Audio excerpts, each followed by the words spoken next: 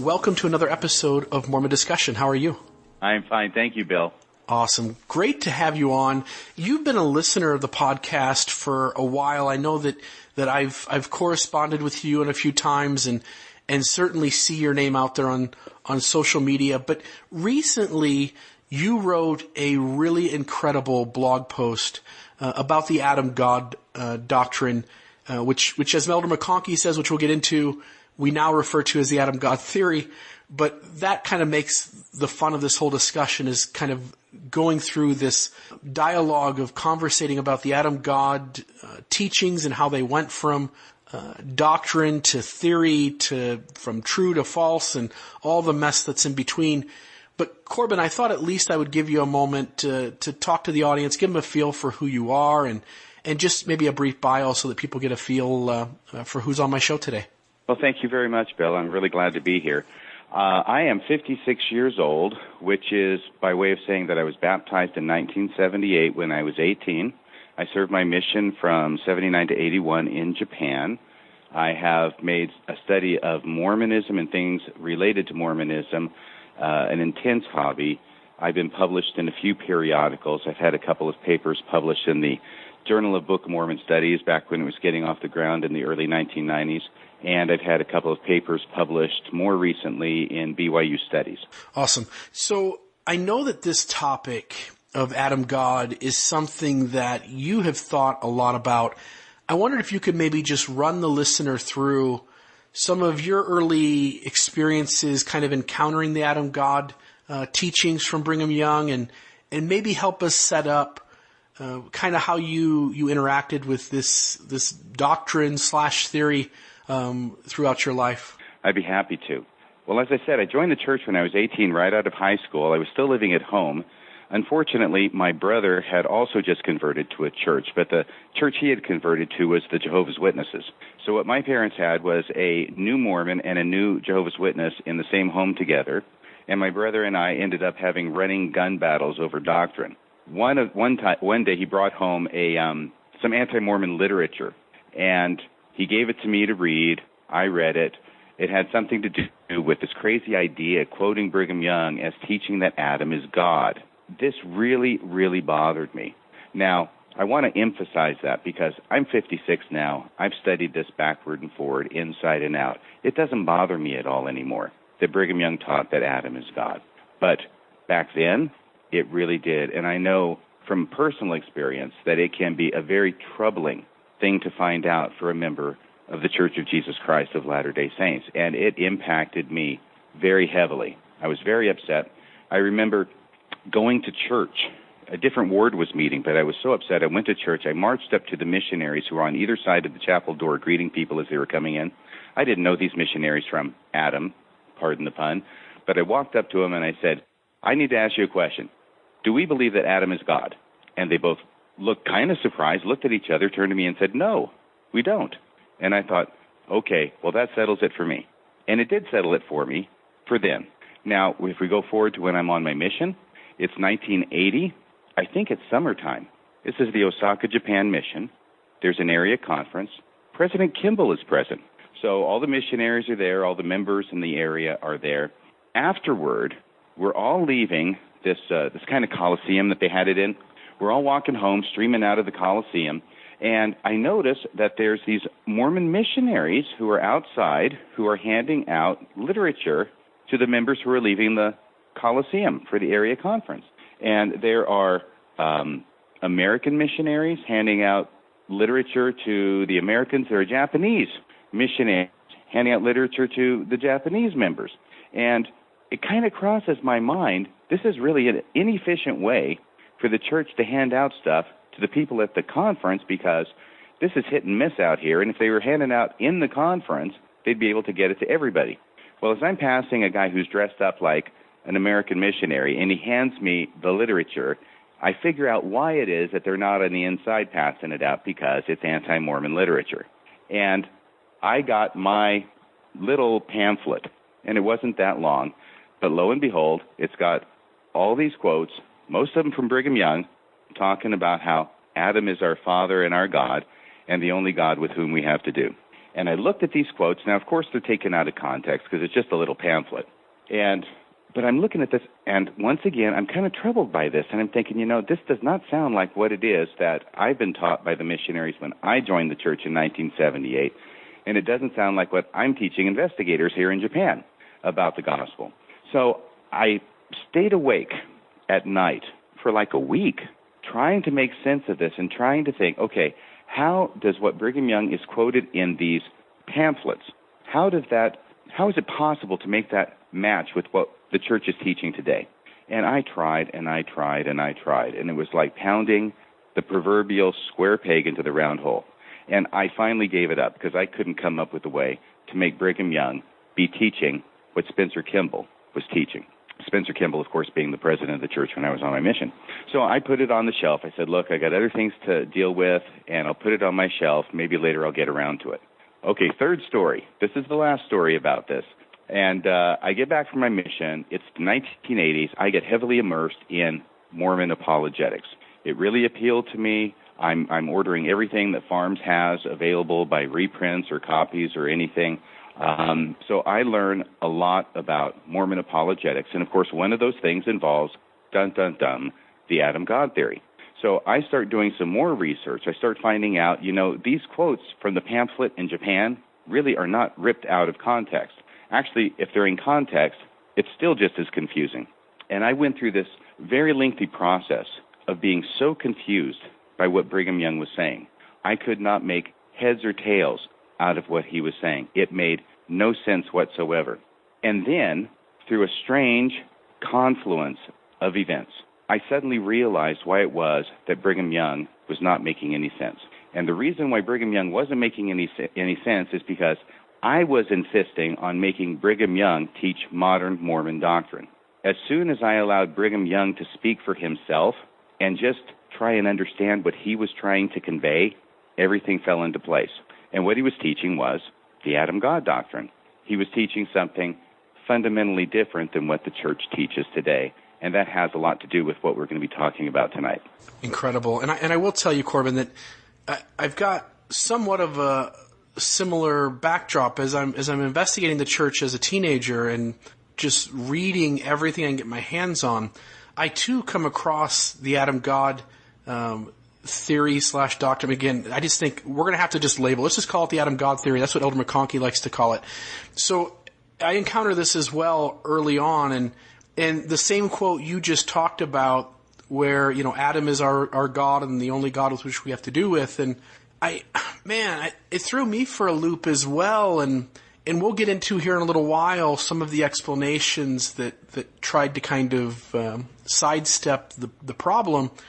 And each of those in some way were things that I kind of had to work through and see, does this work or doesn't it? But just to let you know, I think you're right. I think there's a lot of us out there that if we're reading about Mormonism, we encounter this. And then not only that, but that some of the apologetics around this issue are so bad that they almost make the issue worse. And I'm just grateful to have you on tonight. You wrote this blog post recently. I think it was on Rational Faiths, correct? Yes. And I just wanted to ask you, have you written other things on Adam God? Is there other work of yours that you've touched on this subject? Well, back in the 1980s when I was really immersing myself in the Adam God teachings, we're going to call it the Adam God theory tonight, I was trying to get to the bottom of this because I had learned all the apologetics. I'd heard all the apologetic answers. And by that I mean the standard answers that I heard or read from Mormon authors or leaders to somehow defuse or obfuscate the idea that Brigham Young actually taught this. And at some point, I probably used one or more of those myself before I found out what the truth was. But I really did a lot of deep digging. I ended up writing a 300-page manuscript on the subject, which contained, I don't know that it contained every single quote that Brigham Young ever gave, but it certainly had the lion's share in it. And submitted that around for publication, including to Deseret Books, who, perhaps not surprisingly, declined publishing that manuscript. But through the process of working through that and writing it up, I came to be very familiar with the issues and the quotes and the history of it. So you couldn't convince Sherry Dew to run with it? No, I could not. By the way, about this blog, I've got to say this while I'm thinking about it, is This blog that I wrote, which was actually in April of 2015, suddenly in the last couple of weeks, it took on renewed life. I think somebody posted it, and somewhere else, maybe on Mormon Reddit, and all of a sudden it kind of got a lot more attention. But when it comes to the blog itself, I need to mention that my home teacher is the guy who suggested, well, actually, he gave me the inspiration for writing this, because I was talking to him about the Adam God theory and a few things. And he says, well, he's a very good guy, good home teacher, wonderful, faithful member of the church. Keith Wilson is his name. And this is a shout-out to you, Keith. I promised him I would say that. But I said to him, I'm going to write my next blog on the Adam God theory. So he always takes credit for the fact that it ever appeared in the first place. Great. And let's jump into it. So there might be one listener in this audience who says, what the heck are we talking about? Would you mind giving us a run-through of what it was that Brigham was teaching, and perhaps what the scope of that was in terms of, is it just one quote? I know one quote is often used, the one that you and I both mentioned here earlier, but there also, is there a lot more of those? And of course, I'm maybe leading the witness a little bit here, but give us a rundown of what the Adam God theory is, and maybe how expansive it is throughout early Mormon history. Be happy to do that. The Adam God theory first appears on the scene in published form in 1852, Journal of Discourses, Volume 1, pages 50 and 51. It's a very well-known citation for those who know anything about the Adam God theory. Brigham Young comes out with guns blazing, basically, with his introduction of this theory that he has. He claims that it was given to him by revelation, that everybody on the earth is going to know it sooner or later, and that you better be careful how you treat this doctrine, because it's going to prove your salvation or your damnation. So you can't get much stronger than that. But that's a very famous one where he says, Adam is our Father and our God and the only God with whom we have to do. Some of the apologetics that I did read in the 1980s do try and address the whole theory as if that is the only time that Brigham Young mentioned it. But as I dug deeper and found out more, this is actually a continuing theme of his that he mentions again and again and again from 1852 until he passes away in 1877 in a variety of contexts, including General Conference, including, there might be Deseret News or whatever the newspaper was back then in Utah. It would appear in certain articles. But it was continuous, it was constant, and it was consistent. Brigham Young's teaching on this for 25 years. Now, you'd also asked, I think you asked two questions. You'd also asked, what is the Adam God theory? I can try and explain this as easily as possible. I think the first thing that people have a problem with is thinking this is really confusing, it's really deep, it's really mysterious, but actually it's not. I think it's really pretty simple as soon as you let Brigham Young speak for himself. And I'll try and characterize it right now. I expect that most people who are listening to this are faithful Latter-day Saints. They know what the current teaching is of the plan of salvation as it relates to God the Father and his children. And it's basically, you've got God the Father, and, of course, he's married up there to at least one woman, though we don't usually talk about her or them. But we've got God the Father, and he has all these spirit children. And one of them's Jesus, and one of them's Adam, and one of them's Lucifer, and one of them's you, and one of them's me, and one of them's everybody else who's ever come to this earth, right? So that is the idea that's taught today. Now, what Brigham Young taught is that God the Father, who is the Father of all the spirits of everybody who comes to this earth, that's Adam.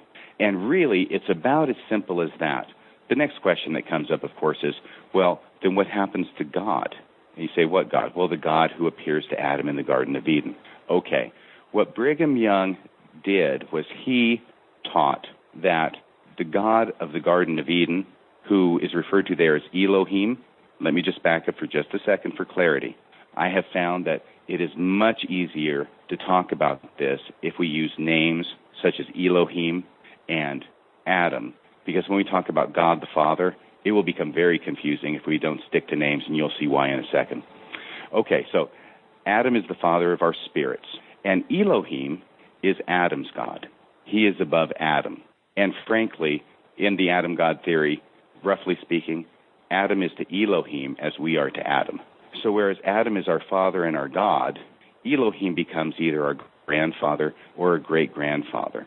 It really makes a lot of sense if you just think of it in terms of our own families, because everybody has a father, but everybody also has a grandfather, and everybody also has a great-grandfather. That's what Brigham Young was looking at in terms of the gods who rule over this earth, that this earth has one God, the God of this earth, it's Adam, and then you've got Elohim above him, who is a God over much more than just this earth. Interesting. I do want to ask here, and I know we'll get into this maybe a little bit later as well as we talk about some other tangents on this idea, but it's I get the sense, and I haven't read the entire Journal of Discourses, but I've read enough of it to know the areas where Brigham is talking about the Adam God theory.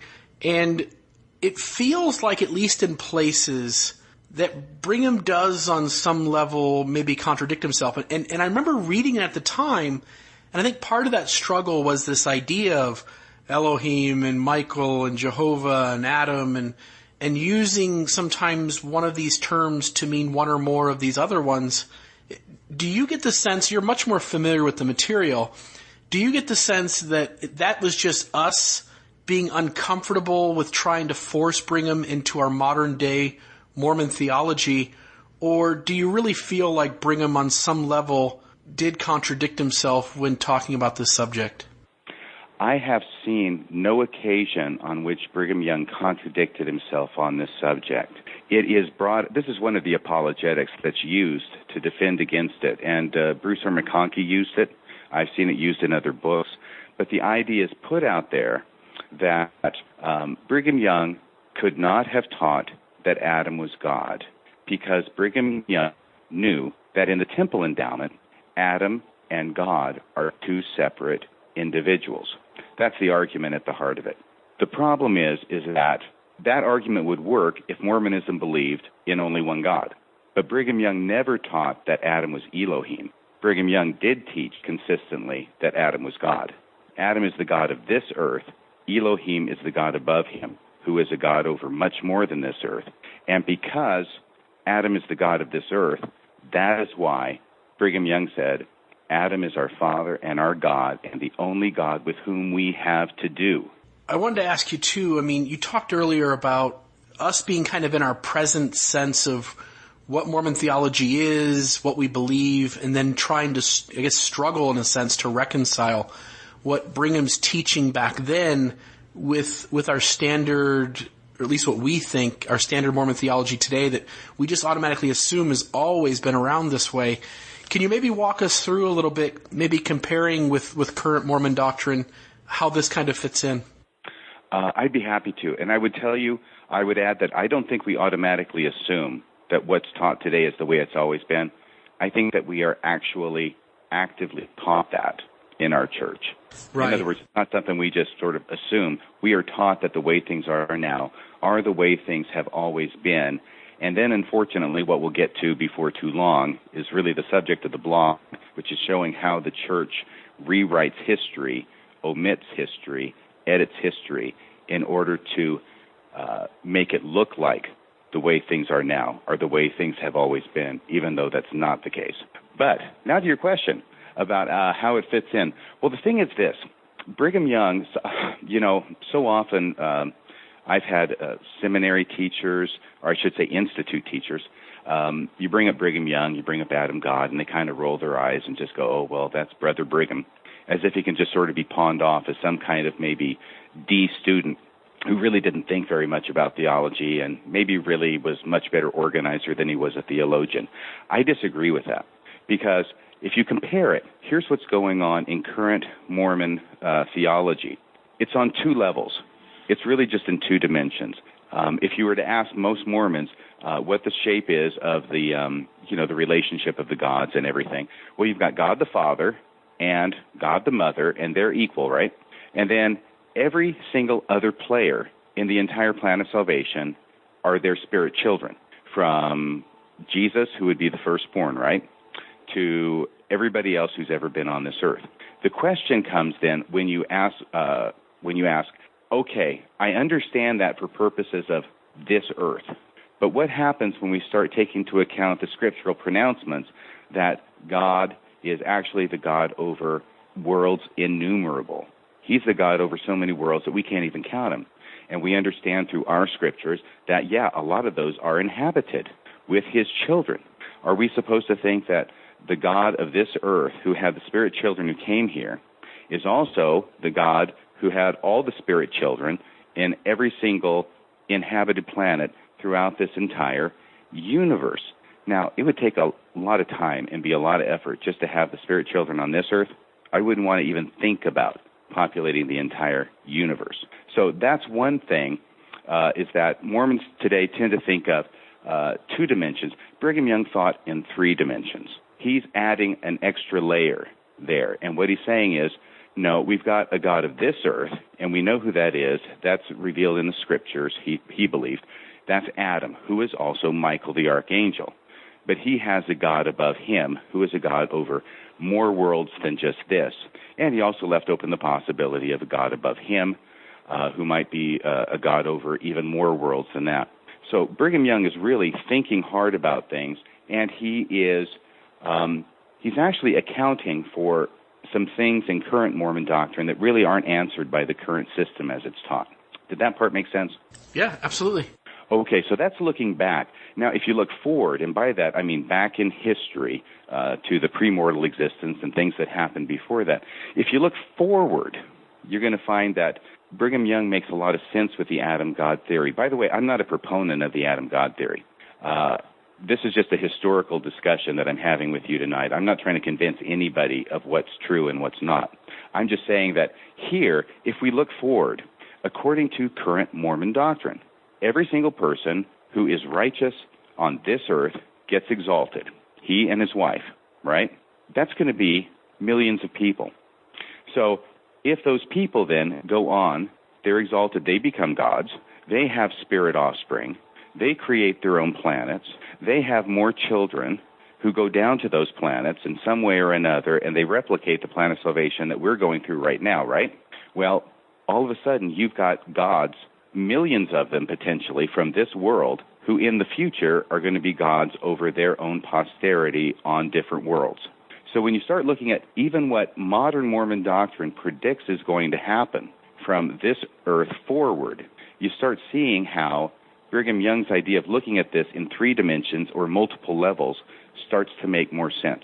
Yeah, it's good. I mean, you're filling in this idea that Brigham actually is filling in some gaps, that Mormon theology, when you sit down and say, okay, I'm just going to totally let my brain just try to absorb or go off on these tangents and try to figure out how this all fits in place, Brigham is actually doing some really good theology here, trying to figure out how this process is eternal and how this eternal increase type thing happens.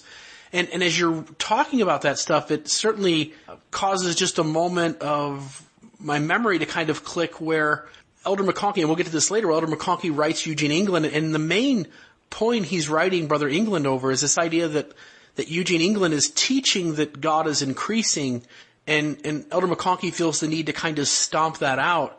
But even that idea, as you're pointing out, goes back to this Adam God theory. Yeah, I think that it does. That was, yes, I'll just say yes on that.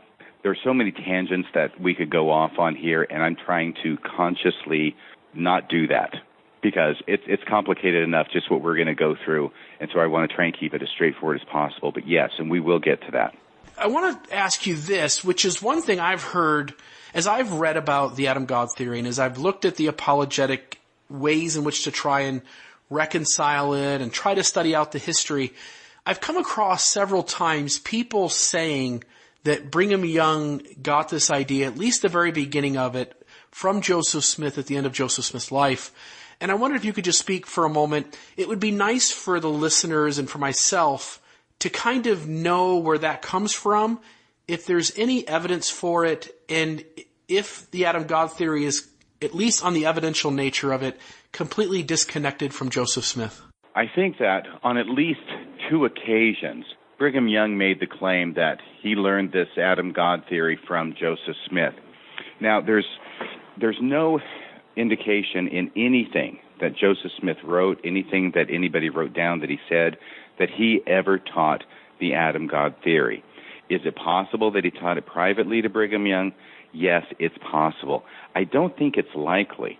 However, first off, the very fact that Brigham Young feels the need to claim authority for this teaching from Joseph Smith is suggestive, because he is not finding 100% support among the saints for this teaching. He is encountering some pushback.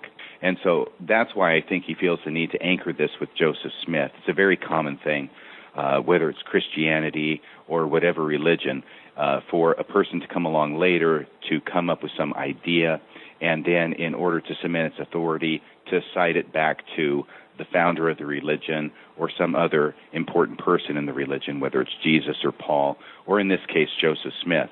Joseph Smith, however, did present some radical doctrines, and I think that Brigham Young just saw himself as putting the pieces together. I think Brigham Young saw himself as saying, okay, here's 2 plus 2, which equals 4. And the two main things that Joseph Smith did teach that are documented is, first off, his position on Adam is radical. A lot of times Mormons don't realize how radical our position on Adam is. In pretty much every other Christian religion, Adam is just some schmo who is created, goes to Eden, disobeys God's command, and gets thrown out of the garden and ends up goofing up God's plan to have all of his children live forever on paradise earth. Mormonism, through Joseph Smith and through the Revelation, says, no, Adam is a big deal. Adam is very important. In fact, he's so important, he is Michael, the archangel. So Adam is Michael in LDS theology. It's very well known amongst Mormons. It's no surprise to you. What is sometimes overlooked is that Michael is also put into the Godhead of Mormonism. And let me explain that. Mormonism, for whatever reasons, developed 2 Godheads. It started with the original Godhead. By that I mean the one the Christians have had forever, which is Father, Son, and Holy Ghost. But later on in his career, at least by the time Joseph Smith is formulating the temple endowment ceremony, he's got a different Godhead, which is not labeled as Father, Son, and Holy Ghost. It's Elohim, Jehovah, and Michael. And this is the Godhead, the great creative council that's in charge of creation. And the endowment sort of portrays a little bit about how they work in concert in order to bring that about. But this is what a big deal Michael or / Adam becomes from Joseph Smith's teachings, and Brigham Young knew that. The second thing that Joseph Smith taught in the last recorded sermon that he gave before he was murdered, and this is, a lot of people have heard of the King Follett Discourse. Well, this is given after that, and it's the Sermon at the Grove. It doesn't have a special name like King Follett, but it's called the Sermon at the Grove. It was given at the Grove next to the Nauvoo Temple that was being erected at the time. And it is in that sermon that Joseph Smith starts talking about God having a father. And he starts talking about where was there a son without a father. And he opens the idea, well, first off, he pretty much expressly talks about God having a father, but he opens up the idea to an eternal regression of God's. God having a father, having a father, having a father, having a father. So Brigham Young not only knows Adam is a big deal, he's in a version of the Godhead in the endowment ceremony, but also he's listening to Joseph Smith expand the relationship of the gods upward and backward pretty much to infinity.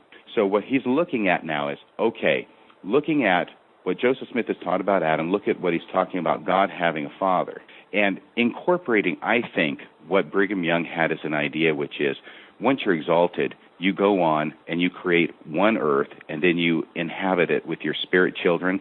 Who is going to be the God of this earth?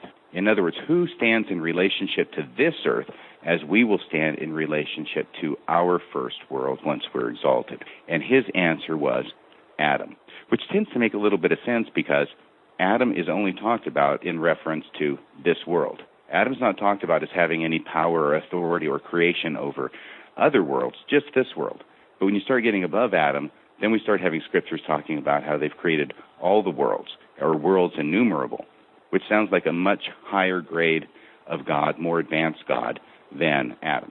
Yeah, and it seems like, right, in some ways, even in today's Mormonism, when we go to the temple to do an endowment session, it becomes apparent that again, Elohim, Michael, and Jehovah have this close relationship where the three of them are working together to create these worlds.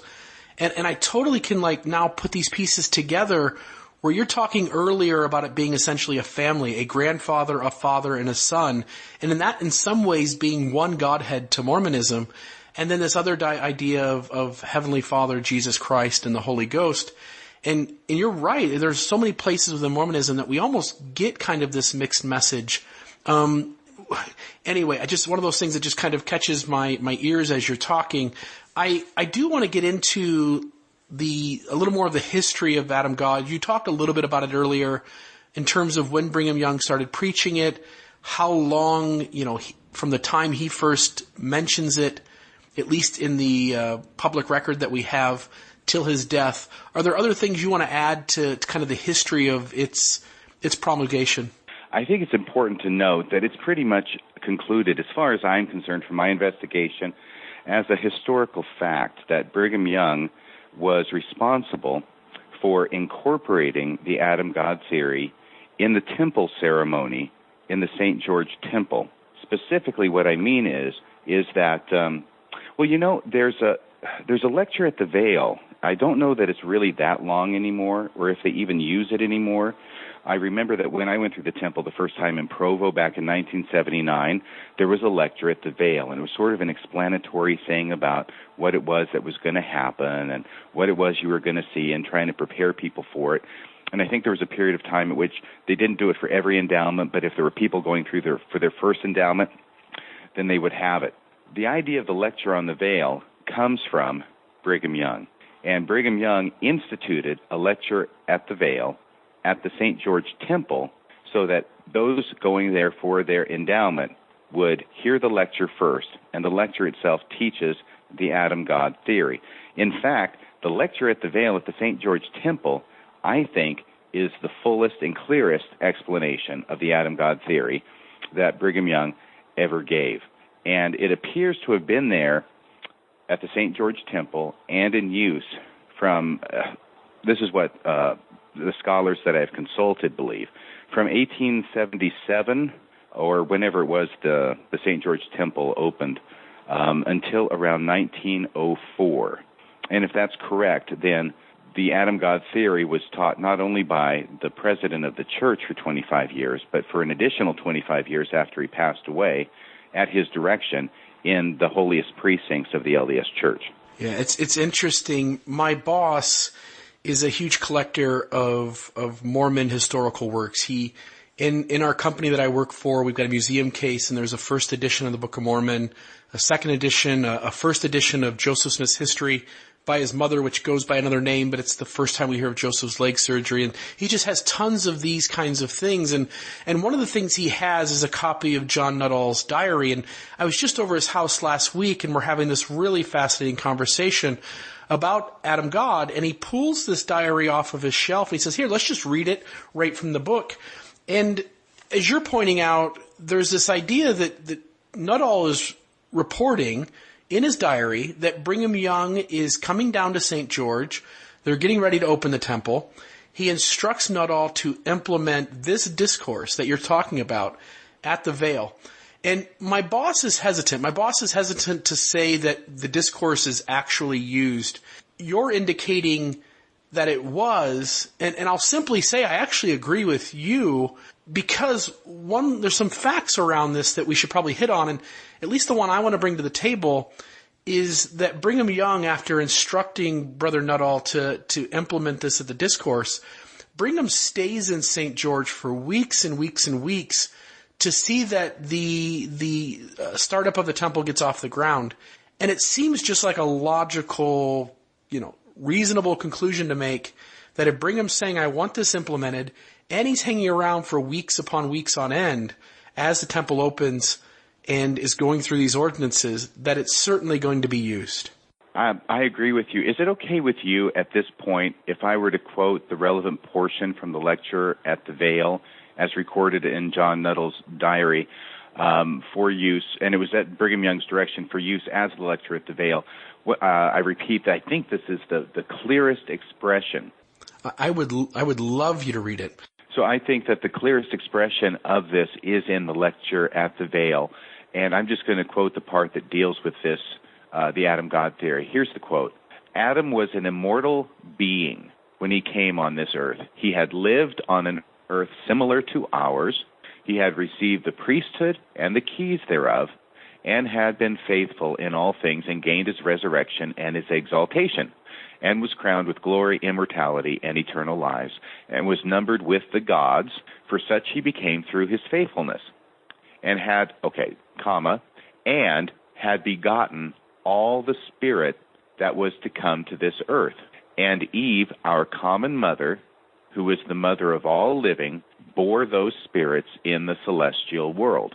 And when this earth was organized by Elohim, Jehovah, and Michael, who is Adam, our common father, Adam and Eve had the privilege to continue the work of progression, consequently came to this earth and commenced the great work of forming tabernacles for those spirits to dwell in. So that is the main enunciation of the Adam God theory. Like I say, it's pretty darn direct and clear.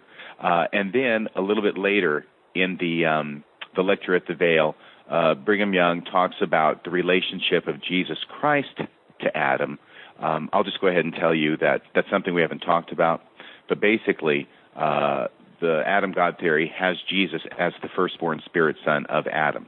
So in other words, the same way we think of Jesus as the firstborn spirit son of Elohim in the current Mormon doctrine, Brigham Young saw Jesus as the firstborn spirit child of Adam. And he was also clear in other teachings that he felt that Jesus' atonement applied only to the inhabitants of this earth, and every world had its own Savior, who likewise was the firstborn son of the God of that world.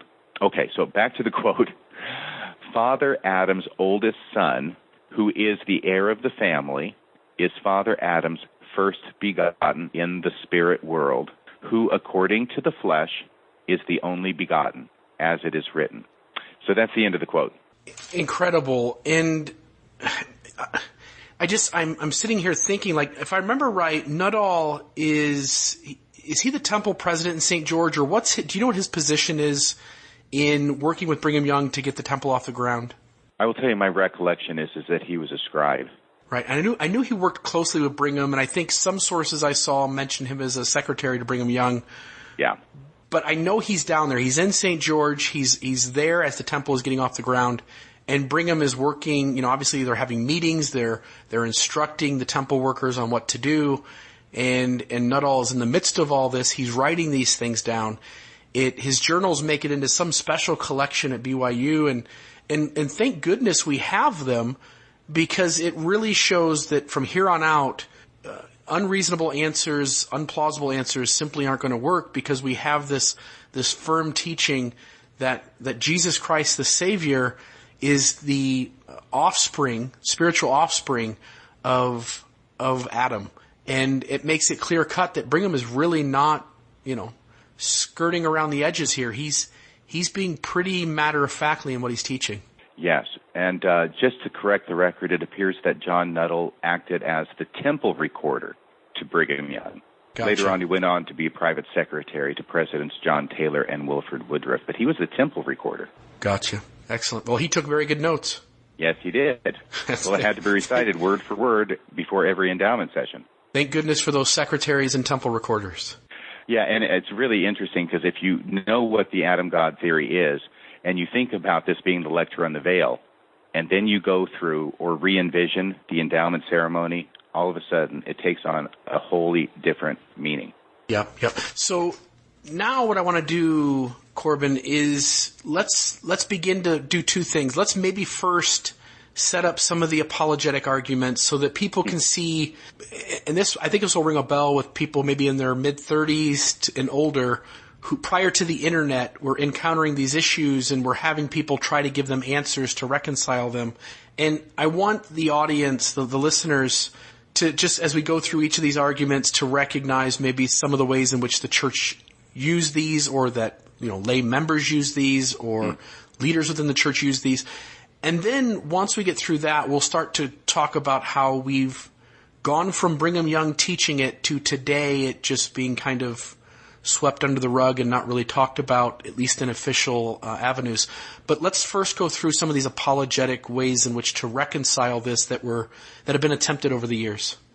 Okay, can I briefly say, right before we get to that obviously things are different today than they were in Brigham Young's day. In Brigham Young's day, everybody knew that he was teaching this, whether they agreed with it or not. It was not under the rug. It was not in a corner.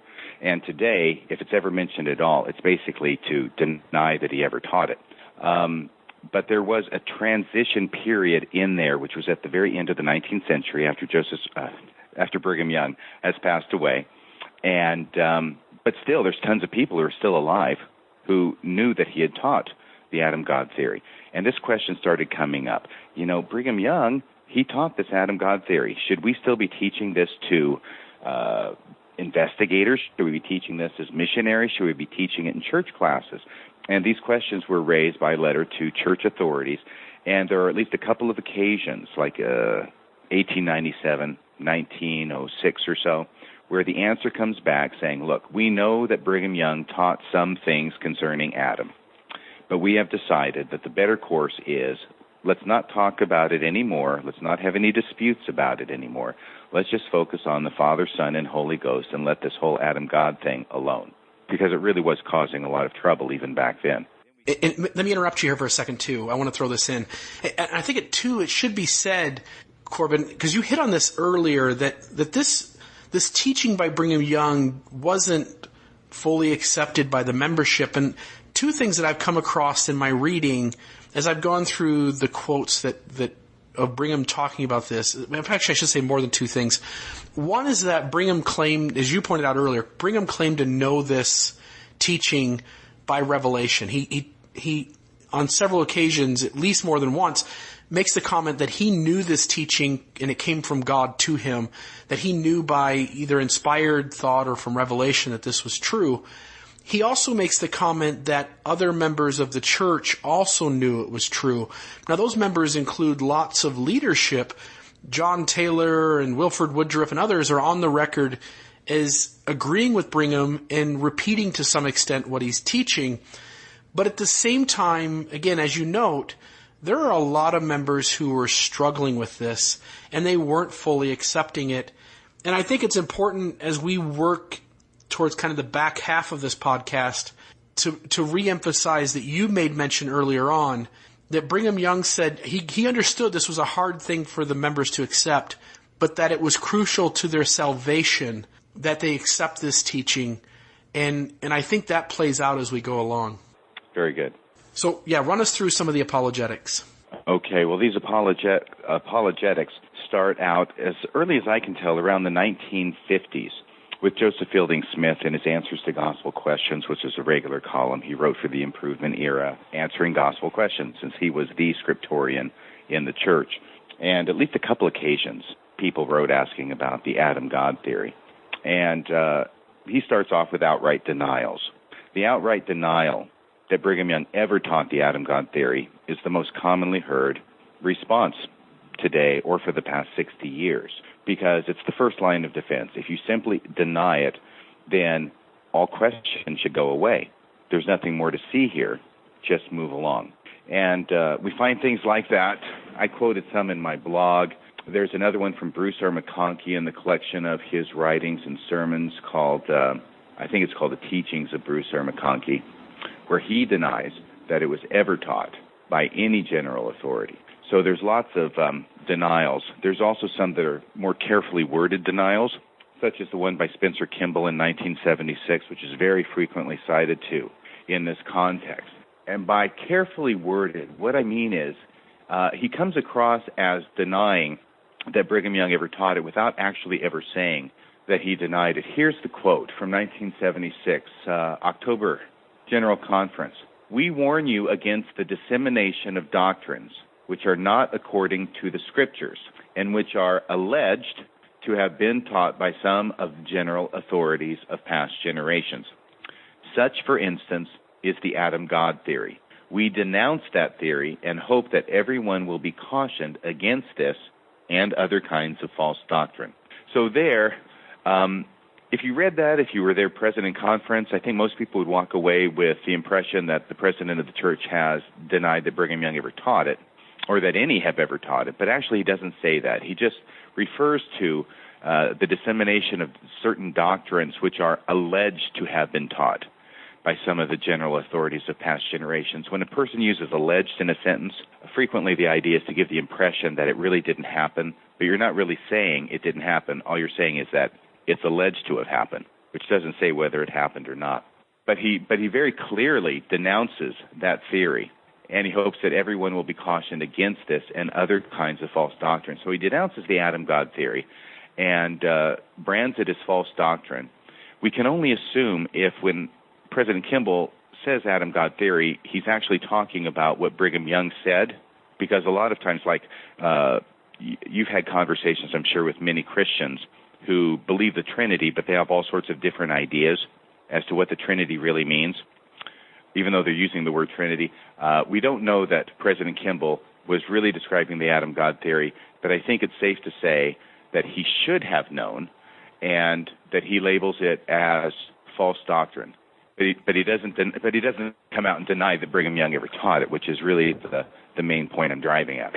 Right, that one can use the word allege, and that allegation could be true or false, and that Spencer doesn't, President Kimball doesn't say one way or the other. Right. So he leaves room there. And I don't know if that's because he did know that Brigham Young did teach the Adam God theory, but he's simply saying it's false doctrine, or whether he simply was not aware of all of the times that Brigham Young did teach the theory. Interesting. And so you have this idea of just denying it kind of being the first line of defense. Let's just say that doesn't work, Corbin. Let's say that somebody's not going to settle for that. What's the next one that folks would use? Well, it worked for me the first time I approached those missionaries back before my mission. Do we believe that Adam is God? No. It's a denial. And that settled it for a while. But the problem is that then you start reading about it or looking around or finding different quotes, and you start finding out, now wait a second, I'm reading from the Journal of Discourses, I'm reading from the original John Nettles diary or whatever it is that you have there, and I'm reading things from Brigham Young that are starting to sound an awful lot like the Adam God theory. What's going on here? Apparently he did actually teach some things. So the second line of defense is that Brigham Young was misquoted, okay? Well, he may have said some things that sound like the Adam God theory, but he was misquoted by whoever his scribe was, and it wasn't taken down accurately, and therefore it's getting kind of confused. But he never really taught it originally. So the misquoted argument is the next one. And I think that you found a letter from 1966 by Hugh B. Brown that mentions that. Yeah, and I've got it here. And I should mention first, too, that, again, I grew up kind of right in the cusp of the Internet coming out and becoming useful to disseminating information. And just prior to that, again, I'm joined the church in 1997, April of 97, I believe I joined the church. And just as the Internet is becoming kind of useful to getting out information, I learn about Adam God. I'm asking people questions, but all I hear is that one quote we shared at the beginning. Right. I was unaware that there were, 15 or so quotes from Brigham that touch on this topic. And so with one quote, I think this idea of, hey, we're just misinterpreting Brigham. He actually on the very next page teaches it clearly. It's just we're misunderstanding him, and the critics are using this as a catapult to pick on the church. That actually worked for a while because, again, I thought there was one, maybe two quotes. But again, recognizing that there is just a wide breadth of these, that kind of apologetic argument just seemed to kind of lose its power, lose its grip. This letter I found was a letter from Hugh B. Brown written to a Mr. Norris L. Reynolds. And it sounds like Morris Reynolds is discovering some problematic issues within the church. He's writing church headquarters or perhaps writing Hugh B. Brown directly. And Brother Brown is the one who's responding back. And he says this, and there's actually several errors that you and I have already talked about in terms of what's in this, but I think it's interesting for the listener, but it does touch on Adam God. He says, Dear Brother Reynolds, replying to your recent letter, which was updated I am pleased to advise you as follows in answer to your questions. None of the early revelations of the Church have been revised, and the Doctrine and Covenants stands as printed, including sections 5 and 7. These two sections and some others are addressed directly to certain individuals, but there are lessons in them for all of us, and therefore they have not been deleted. The Adam God doctrine is not the doctrine of the Church, and the reports on that subject as published in the Journal of Discourses are not accurate. The Godhead consists of the Father, the Son, and the Holy Ghost. There is no doctrine of the Church requiring the shedding of blood for salvation, where certain sins have been committed. We have been accused of such doctrine, but it is not true. I am glad that you are investigating the gospel and shall be glad if in any way I can be helpful. Sincerely, your brother, H.B. Brown, and then underneath, Hugh B. Brown. And again, just a note, I mean, Hugh's a smart guy. I think he was a progressive Mormon of his day. And yet, for some reason, on all three of these issues, he seems to be completely unaware of the context of the problem and why people would raise questions about these things. And he seems to kind of sidestep the Adam God idea by saying, Brigham's teaching something in the Journal of Discourses, but it isn't this. Right, and that was exactly what I focused in on, because we were talking about the second line of defense about Brigham Young being misquoted, and that is the main point that Hugh B. Brown makes in this letter.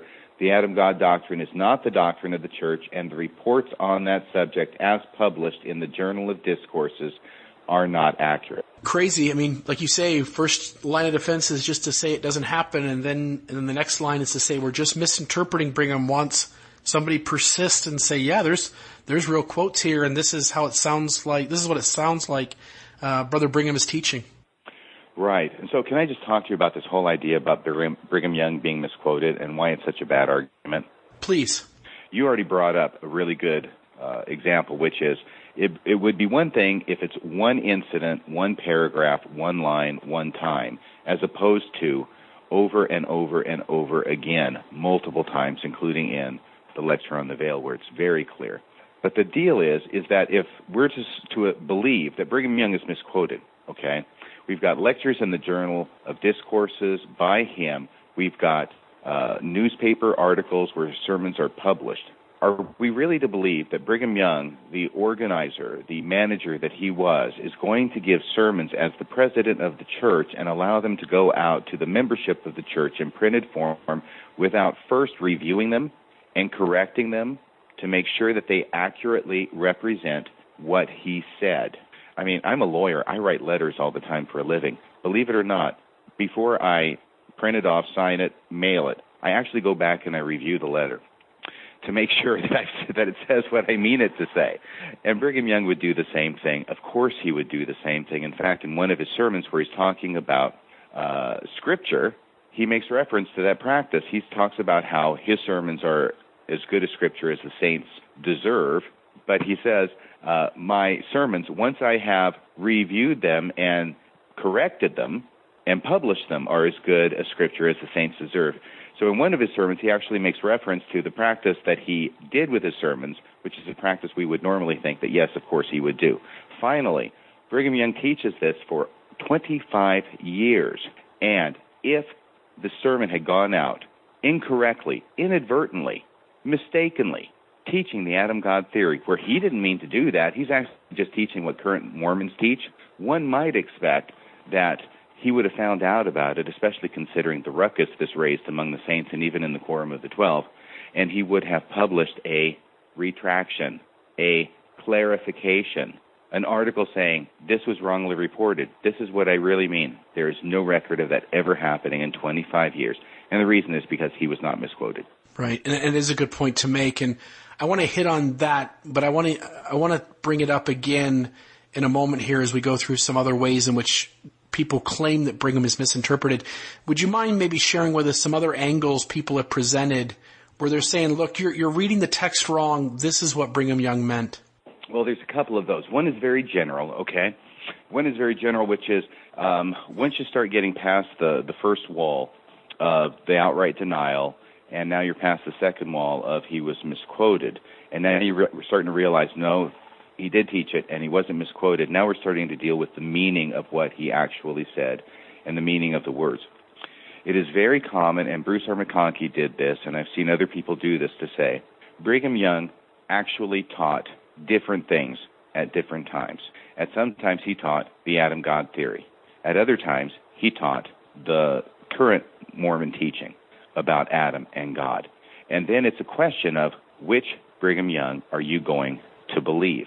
That, I think, is a bad argument, because really Brigham Young was consistent. My reading of Brigham Young is one of complete consistency in teaching the Adam God theory. But this goes back to the old idea that any time Brigham Young mentions Elohim and Michael, or Elohim and Adam, as two separate beings present at the same time, then he must be teaching the current teaching of the church and teaching something that's contrary to the Adam God theory. As we covered before, Brigham Young never taught that Adam was Elohim. Brigham Young did teach that Adam was God. And so this perceived inconsistency really isn't there. And it's not a question of which Brigham Young you're going to believe. There's only one Brigham Young to believe on this issue, and the question is whether you're going to believe that one Brigham Young or not.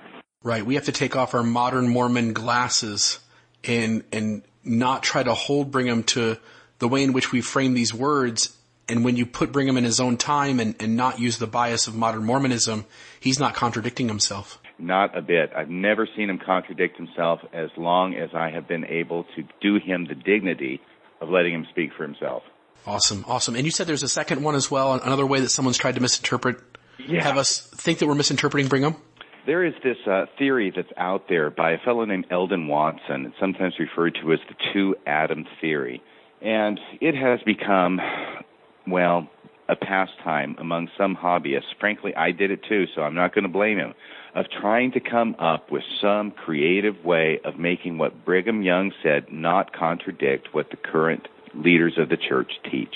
And what Eldon Watson came up with was sometimes called the two Adam theory. Now, I'm going to tell you something right now, okay? It is a sign and a key to you, my friend Bill, that as soon as you are having trouble with your theology, the easiest way to smooth out the trouble is to create two of the same thing. We see it with two Comoras. We see it with two Isaiases, if you know what I'm talking about.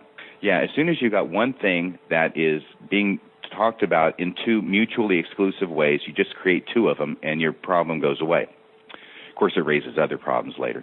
But what his idea is that if you've got statements by Brigham Young, which he acknowledges, he's not going to deny it, he's not going to say he's misquoted, he's going to take it as it's written. But if you've got statements by Brigham Young that obviously should refer to Elohim according to our modern understanding, if you got statements by Brigham Young talking about Adam, and Adam's doing things that Elohim should be doing, like having spirit children that come to this earth, then what he's going to say is, well, in those cases, Brigham Young is really talking about Elohim, and he creates a new name for Elohim, which is the same name as Adam. So Adam now becomes a name that Brigham Young uses, according to this theory, when he's talking about Elohim, whenever Elohim is doing things that I think you may have to undo this one or edit it. But basically, whenever Adam is acting the way Elohim should be acting, then that's actually Elohim, and Brigham Young's calling him Adam. Did that finally make sense? Sure, and we're just giving Elohim a nickname.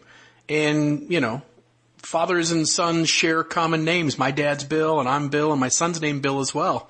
It seems like a really easy way to try and reconcile this, but Corbin, I know you know this, and it's something that I've kind of thought through as I've been studying this issue for a few years myself, is that you have to deal with Brigham recognizing that his teachings on Adam were making many of the saints uncomfortable. And if this two Adam name idea is what we should latch on to, then like you said earlier, Brigham Young could just stand up and give some clarification and go, hey guys, I know I've been teaching this for a lot of years and I know I'm making a lot of you uncomfortable. You're just misunderstanding me. I'm just using the name Adam as if it applies to Elohim's nickname.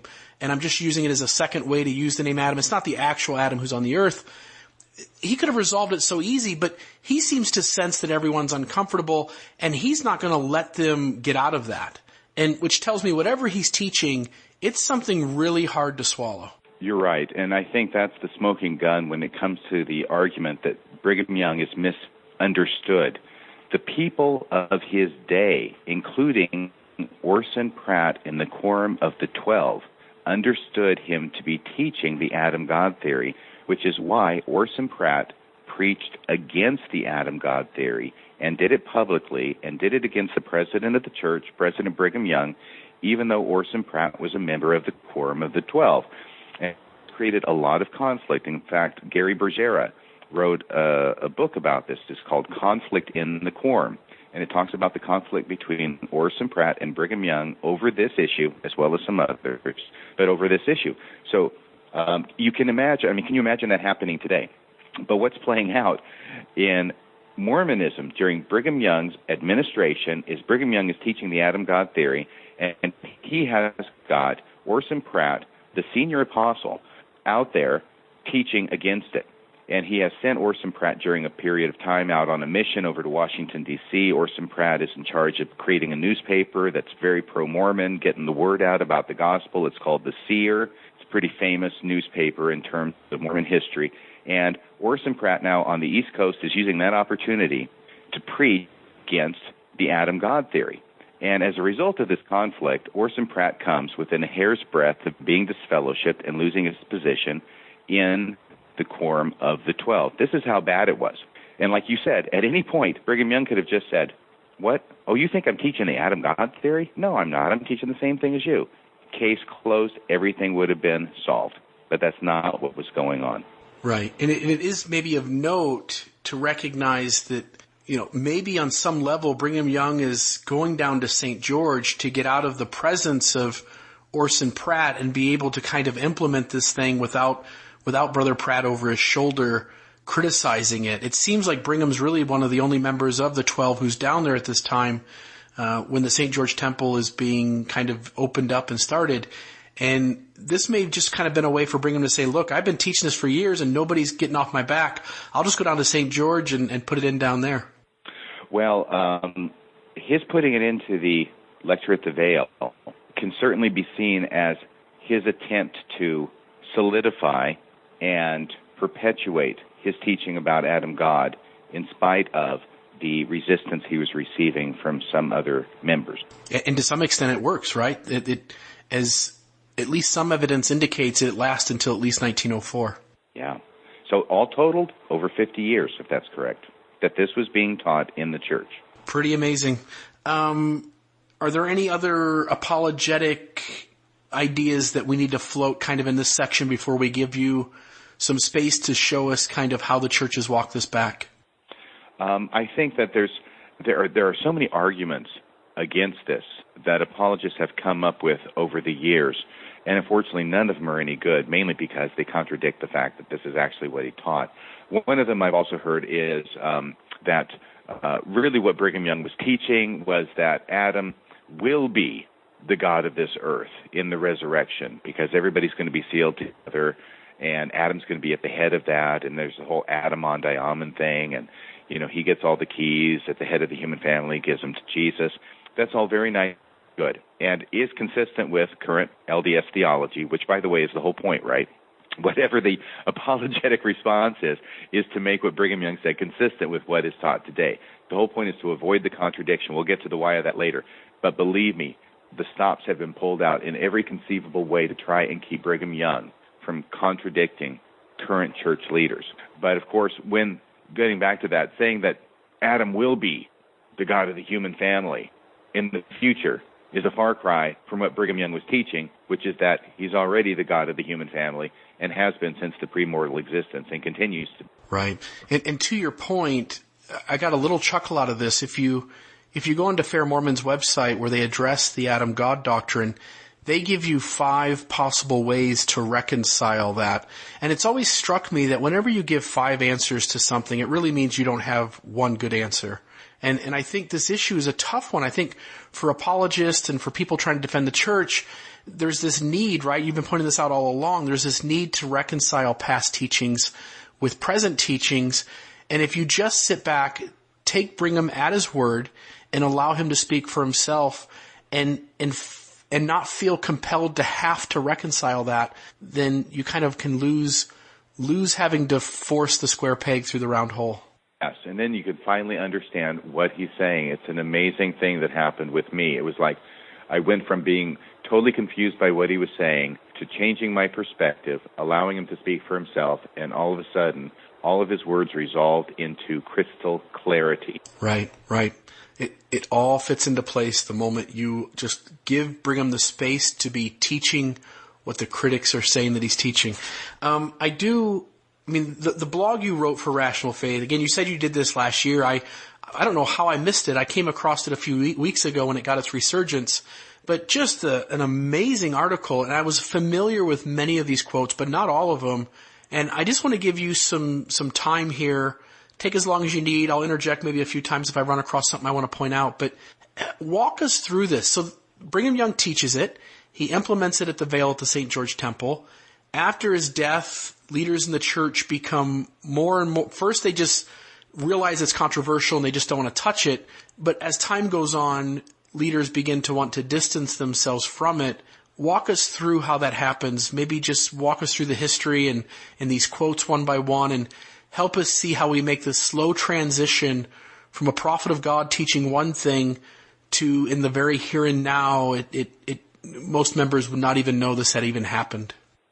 Sure. Well, I will tell you, one of the main stepping stones in the process of getting away from Brigham Young's Adam God theory was the publication in 1925 of a book called Discourses of the Brigham Young by John Widtsoe, who of course was an apostle. And what the one-volume Discourses of Brigham Young was designed to do was to collect statements by Brigham Young and arrange them topically. It's kind of like what they do with the current teachings of the presidents of the church manuals in the church. They take all these different statements from here, there, and try and take like everything about repentance, and we're going to put it in one lesson over here, or everything about faith and put it over here. And this is what he did with Brigham Young. Now, when you actually look at what he did, and we'll go into detail on this later, one of the main purposes appears to have been to scrub the record clean of any reference that Brigham Young made to the Adam God doctrine. So even though John Widtsoe is quoting from Journal of Discourses and other places where Brigham Young is teaching the Adam God doctrine or the Adam God theory, what he does is he either changes the quote, sometimes without mentioning that he's changing the quote, in order to take away the Adam God problem. So that's why I say that it seems that one of the main purposes of this book was to scrub the record clean of any Adam God stuff. And then it was promoted. What was the name of the book? Discourses of Brigham Young. I know that it was promoted as, this is handy, this is dandy. You don't have to have all 26 volumes of the Journal of Discourses and plow through it and read every sermon by Brigham Young that's in there in order to find out what he said about things. We will do the heavy lifting for you, and we'll take the relevant things that he said about each subject and arrange them by chapter topically so that you can read these different excerpts from his sermons in order to find out what he said about different subjects. But when you get to the chapter about the Godhead and Adam, all of a sudden, voila, Adam God theory's gone. It reminds me of the Brigham Young manual we have had a dozen years ago or so, where we're going through the presidents of the church, and Brigham Young's manual was the very first one we did. And there were so many quotes in that were, wives turned to wife and several other subject areas, including a couple quotes, I think, connected to the Adam God, where it also was kind of whitewashed and scrubbed over so that people reading it in today's, 3-hour block during their priesthood lesson would walk away thinking that Brigham is absolutely testifying of the exact same theology and gospel that we believe in today in the church, and yet when those quotes go back to the original sources, that's not necessarily what they were saying. No, that's exactly correct. And that was one of the things that I found out in writing this blog and doing the research on it, is that the cover-up continues to today. It's not just something that was done back in the 50s and the 70s, but it continues today. The church leadership does not want its members to know that Brigham Young taught about the Adam God theory. Now, that's one thing, okay? That's one thing. I'm not sure that's really the best way to do it. It's not necessarily the way I would do it, but I'm not the president of the church. I'm not calling the shots on that one. But I think it crosses the line when they start monkeying with the quotes in order to take out parts of the Adam God theory. In other words, parts of the quotes that necessarily imply or teach the Adam God theory. Take it out of the quote and then present it as if Brigham Young is actually teaching modern Mormon doctrine on the subject. Right, right. So you kind of have this at the beginning and the end of this kind of changing the actual things that Brigham said. You said John Whitstow is like the first person who's tinkering around with this, right? Yeah, John Whitstow was put in charge of doing this collection of Brigham Young's statements. And, this was very popular for quite a while. Discourses of Brigham Young, first published in 1925. I went on my mission in 1979. When I went on my mission, Discourses of Brigham Young was still in publication, and in fact, it was part of the missionary library. Interesting. Where do we go from there? So Whitstow's put in charge of putting this book out. It comes out. It's really popular. Where does the church take the next step to kind of work through this? Well, what I see is, let me just take you through a few quotes here, okay? Because it does come up, especially in the 70s. It also comes up in the 50s and 60s. But April Conference, 1975, Vaughn J. Featherstone, he was a very popular speaker and writer when I was joining the church in the late 70s. But here's what he says about the Adam God theory. He employs a shaming tactic toward anybody who learns about the Adam God theory or who even talks about it. This is what he says. Another case is the one of those who talk about the Adam God theory. I guess when they are engrossed with all these different theories and things in the church, they don't have time to study faith and repentance. Maybe they ought to get back to basics. And when they understand everything about faith, then they can move on to the next principle. This feels like circular reasoning too, right? Because maybe somebody's worked through all the milk in the gospel and now they're wanting to tackle some meat, but the assumption is always that once you've gotten to the meat, that means you haven't dealt appropriately or faithfully with the milk. It seems like a way to kind of, like you say, shame and judge people, even if they have put their due diligence in. Do not pass go. Do not collect $200. Right. So, and then he says, and when they understand everything about faith, then they can move on to the next principle. Well, what's the next principle? Repentance. So, in other words, if you're talking about the Adam God theory, you need to repent. So that's basically all that he says about it. There's one by Spencer Kimball in 1976, which we've already read, where he brands it as a false doctrine without specifically stating that Brigham Young really didn't teach it.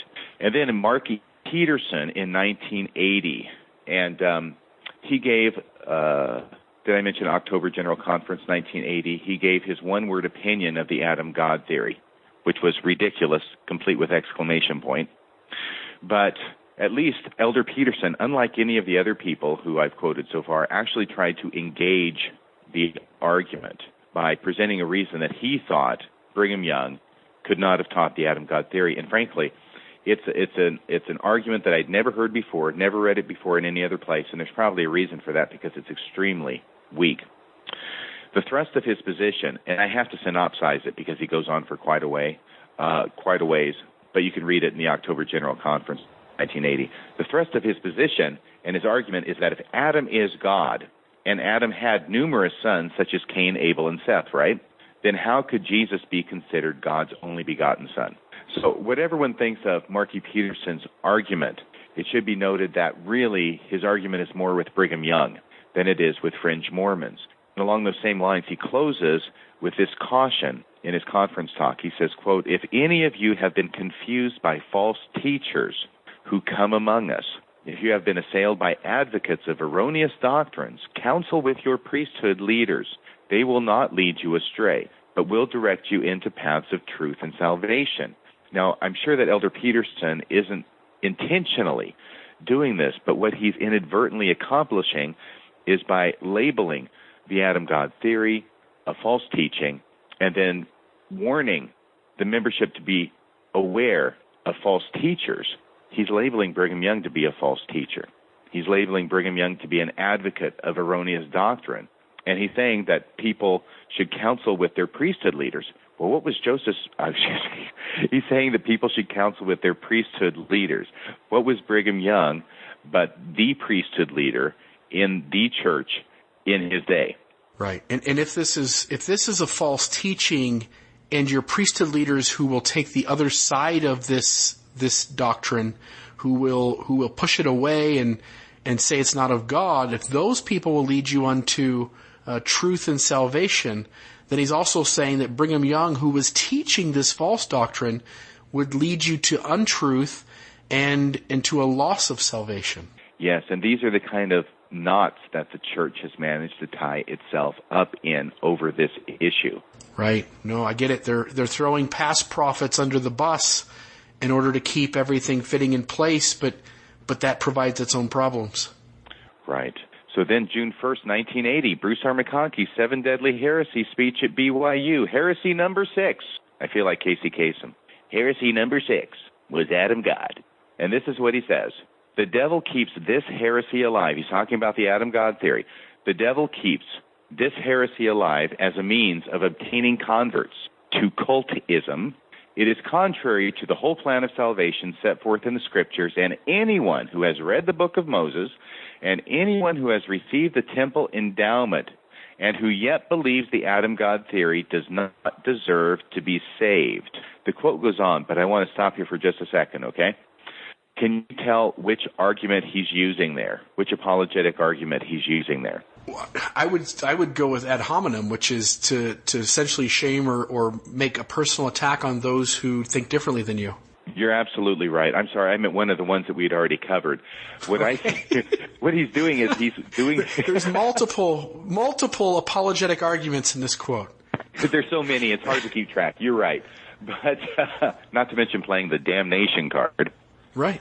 By the way, this is really great because now we've got Bruce R. McConkie on record as saying, if you believe the Adam God theory, you're going to be damned. And you've got Brigham Young saying, if you don't believe the Adam God theory, you're going to be damned.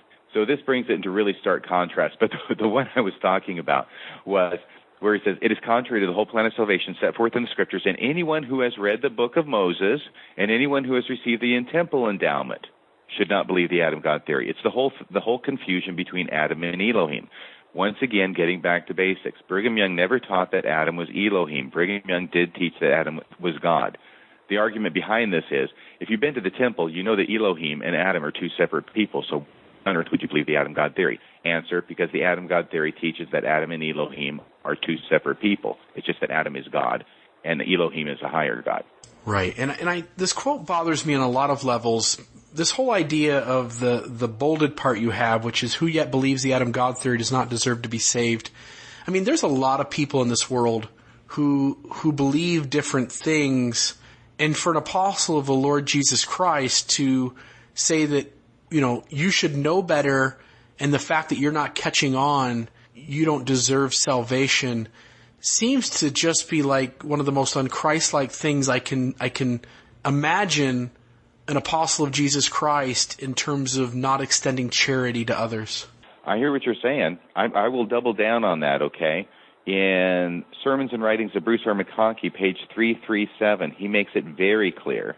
Here is a list of false doctrines that if anyone teaches, he will be damned. And there is not, teach the Adam God theory.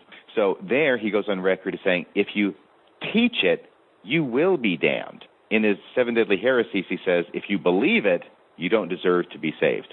Right, and this quote in full, I mean, there's more to this, right? He says, and there is not one of these that I have ever known to be taught in the church, but I'm giving you the list for a perspective because of what will follow.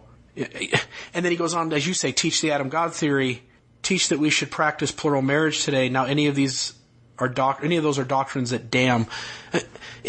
As we'll get into, as you go further along here, what some of these leaders are saying privately and what they're saying publicly is not only different, they contradict each other. And at some point, you only have two assumptions to make, which is that when the public quotes come out, it must be earlier in their lives and they're just ill-informed and not aware. And when the private quotes come out, that these men obviously have had time to reflect, to look into the sources, and they become more aware. But I don't think that bears out in terms of the evidence. What does bear out, I think, is that these men were trying to portray one apologetic way of reconciling things to the general membership of the church who weren't going to go digging, and then privately seemed to acknowledge that Brigham really was teaching this stuff, and their way of reconciling it seems to change once they admit that in their private conversations. Yeah, Bruce R. McConkie is Exhibit A in that, as you know. He was very, very clear in talking about the Adam God theory as a doctrine that damns. Don't believe it, otherwise you don't deserve to be saved. Don't teach it, or you will be damned. And like you said in that second quote, he does go on to say that here is a list of false doctrines. If anyone teaches, he will be damned, and there is not one of these that I have ever known to be taught in the church, including the Adam God theory. Well, as it turns out, actually he did know that it had been taught in the church, and he did know that Brigham Young had taught the Adam God theory, and we would never know that by listening to Bruce R. McConkie's sermons or reading his writings. The only reason we know that is because he admitted to it in a personal letter to Eugene, England. Yeah, and do you have the excerpt there where he does acknowledge that? I do. The problem was, of course, that Eugene, England was a BYU professor, and he got in Elder McConkie's crosshairs. He wasn't the only one, but because he was teaching things that Brigham Young had taught, or earlier church leaders had taught, teachings that had become discarded, out of favor, did not match the current correlated church teachings. And so they got into it about Adam God, and I think that Eugene, England had responded by saying, well, here's these quotes, where Brigham Young did teach it. And the response from Bruce R. McConkie is very revealing. By the way, he wrote a multiple-page letter to Eugene, England, and on each and every page is stamped across the front of it that it is confidential, it is private, it is not to be distributed. But even without the Internet, it managed to get leaked anyway. So in spite of the fact that Bruce R. McConkie wanted this letter kept completely private and not duplicated, it has entered into the public domain, and I quote from it here. He says this to Eugene, England: "Yes, President Young did teach that Adam was the father of our spirits." Okay, now hang on a second here. This is a private letter dated February 19th, 1981. It was half a year before, on June 1st, 1980, that Elder McConkie is listing the Adam God theory as heresy number 6 and saying that any who believes it does not deserve to be saved. Now, going on for this quote from the letter to Eugene, England, February 19th, 1981, "Yes, President Young did teach that Adam was the father of our spirits, and all the related things that the cultists," and when he says that, he's talking about the fundamentalist Mormons, "all the things that the cultists ascribe to him." So he's saying everything that the cultists believe that Brigham Young taught about the Adam God theory, which is what we've been talking about since the beginning tonight, Elder McConkie is saying, yeah, he knows. President Young taught all of it. And then he goes on to say, this, however, is not true. So he believes that even though Brigham Young taught it, it's not true. He expressed views that are out of harmony with the gospel. So that's Elder McConkie in his letter. And, of course, Brigham Young would have thought the same thing about Elder McConkie. But this is Elder McConkie saying that Brigham Young expressed views that are out of harmony with the gospel. And then he says later in the letter, "I think you can give me credit for having a knowledge of the quotations from Brigham Young relative to Adam, and of knowing what he taught under the subject that has become known as the Adam God theory." So this is why Elder McConkie had stamped all over this letter, confidential, not for public dissemination, because in it he's going to present the fact and admit that he knew perfectly well that Brigham Young did teach the Adam God theory, even though in his public persona saying he didn't. Yeah, it's amazing, and it almost feels like Elder McConkie holding true to the stereotype that we've given him of being this guy in the room who took pride in having put all the work in and knowing as much as anyone could know about the gospel and about the history of the church.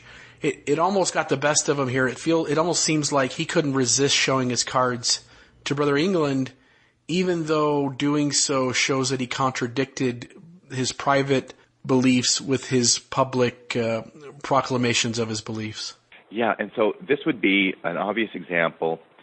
The question is always out there. Well, we've got these denials from leaders of the church, whether it's about church history. This is the huge issue now, right? Well, when they were busy denying these unsavory aspects of church history, did they know? Did they actually know the church history when they were denying it?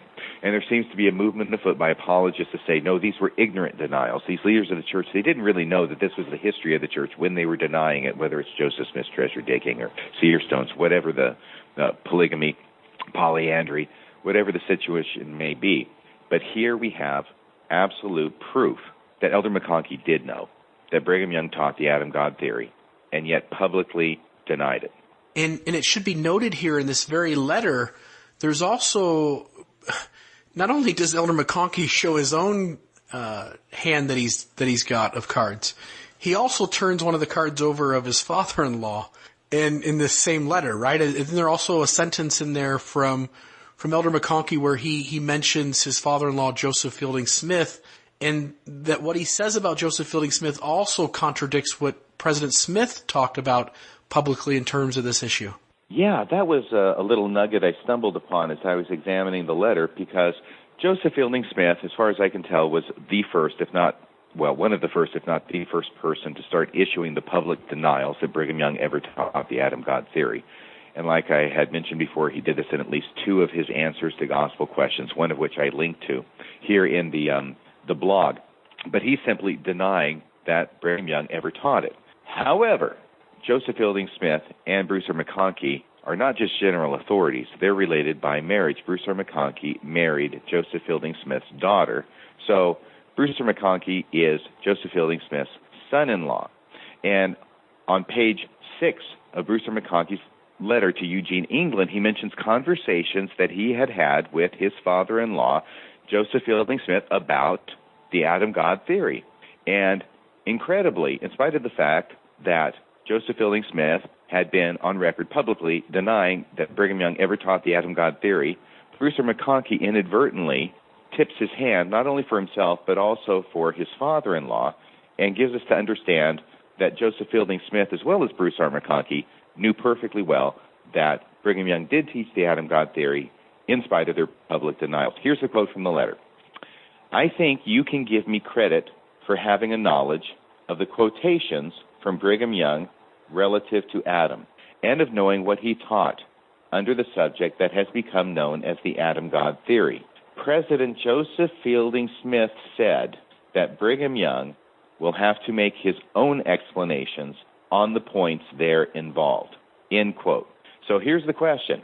Why would Joseph Fielding Smith think Brigham Young would have to make his own explanations about the Adam God theory if, as Joseph Smith maintained, and that's Joseph Fielding Smith maintained publicly, Brigham Young never taught the Adam God theory in the first place? Yeah, it doesn't make a whole lot of sense.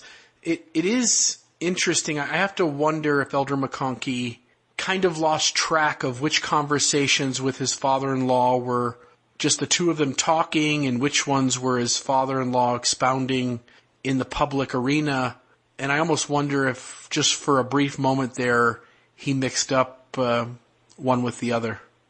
I'm not sure. You may be right. It just seems that for whatever reason, Bruce R. McConkie is really just being very open, uncharacteristically open in his private correspondence with Eugene, England. Of course, he was doing so thinking that this letter would never go further than Eugene, England, who was a BYU professor and, of course, could face heavy sanctions, including his job, if he were probably to make it public. But it ended up making it into the public discourse. And it seems that Bruce R. McConkie was willing not only to admit that he himself knew what Brigham Young taught, but also that his father-in-law, President Joseph Fielding Smith, knew what Brigham Young taught, in spite of the fact that they publicly claimed that he did not teach it. Isn't there a line out of this letter from Elder McConkie to Eugene, England, where he says something along the lines of, "It is your job to repeat what I say or to remain silent"? Oh, what is the line? It's a famous line. It's something about, it's my job to teach doctrine, it's your job to repeat it, something like that. It's a 10-page letter, but I do have a link to it in the blog. The reason I bring it up is because in some ways that might have been seen by Eugene, England as permission, right? You either repeat what I said or you remain silent. And so Brother England just releases the thing so he can repeat and let the public see exactly what Elder McConkie had said. And in some ways I kind of find that just irony. It would be ironic, except it's really big and red and on every page about how this is supposed to be confidential and not duplicated. Sure. Sure, but that's a contradicting message. Well, maybe it is. And I think it was Elder Oaks or Elder Bednar said something about picking good, better, or best. Well, I think this is best. And by the way, I have no understanding or belief that it was actually Eugene, England who leaked this letter. I think that somebody else got a hold of it somehow and probably did so. I don't think that he was the one who was releasing it. Right. He may have shared it privately with someone else, and that person may have broken that confidence and released it publicly. We don't know, and so it would be easy to make assumptions, but probably to steer clear of who released it and knowing the backdrop of that story. I was just saying it's like the 116 pages. Once they get out there, you don't know what's going to happen with them. Right, that's true. Here's something that he said Who on knows, pages. right. This isn't the quote, dang it, but people can find it. But here's where he says, I advise you to take my counsel on the matters here involved. And what he's telling him is, quit teaching the stuff I don't want you to teach. I advise you to take my counsel on the matters here involved. If I err, that is my problem. But in your case, if you single out some of these things and make them the center of your philosophy and end up being wrong, you will lose your soul. Wow, that's strong. Yeah, very strong. Strong words. You mentioned at this point, after you've kind of gone through these quotes, and I love this phrase, and we use it often as progressive Mormons, as we talk about kind of the messiness of Mormonism, about this going down the rabbit hole. And you kind of finish off then the back half of your blog post or your article by kind of walking us through some of the connections that are being made and kind of finishing the story of telling us how leaders of the church kind of walk back Brigham Young's Adam God theory. Maybe take us through kind of that back half of your blog post and help us connect a few more dots. Okay, I'd be happy to. Let's see. Most of the stuff that's in my blog post I already knew from my previous research, but I was really fascinated to find out that I could learn some new things by looking, first off, at the newer Brigham Young Manual, Teachings of the Presidents of the Church. I mentioned before that there were a couple of places in there where quotes were taken from Brigham Young and then manipulated in order to not teach the Adam God theory in favor of teaching the current doctrine. And this gets back to the idea of my saying that we don't just assume that things have always been the same. Steps are actively taken by leaders of the church in the manuals in order to change things to make it look like Brigham Young always taught the same thing we teach today. Let me go to the Journal of Discourses here, okay? This is Volume 9, page 148. I want to go to the original quote, which ends up being repeated in modified form in the Teachings of Presidents of the Church Brigham Young Manual. I'm just going to try and zero in on the one line. The father frequently came to visit his son Adam and talked and walked with him, and the children of Adam were more or less acquainted with their grandfather, and their children were more or less acquainted with their great-grandfather. Now, that sounds very odd, and the reason it's odd is because it necessarily implicates the Adam God theory. We're talking about the children of Adam, okay? So Adam is their father, right? But the children of Adam were more or less acquainted with their grandfather. Well, the children of Adam, who's their grandfather? Well, whoever it is, it's Adam's father. Does that make sense? Yeah, here comes Elohim, right? Yes. And their children were more or less acquainted with their great-grandfather. Wow, that's why later LDS leaders got really uncomfortable with this teaching for lots of reasons. It doesn't mesh with just standard Christianity, and for a church that's trying to fit in and having been persecuted for so long, it certainly hurts that cause. But on the other hand, you start getting this deep on stuff, and it just makes it really difficult to put out a message that applies to just the average person looking for a church to find. It does. And, really, it seems deep, and it is in some ways only because it's unfamiliar to a lot of people. But if I've got my dad and my granddad, and we're all living in the house with my kid, and I say that my kids grew up and they knew not only me, but they also knew their grandfather and their great-grandfather, nobody would have any problem with understanding what I'm talking about.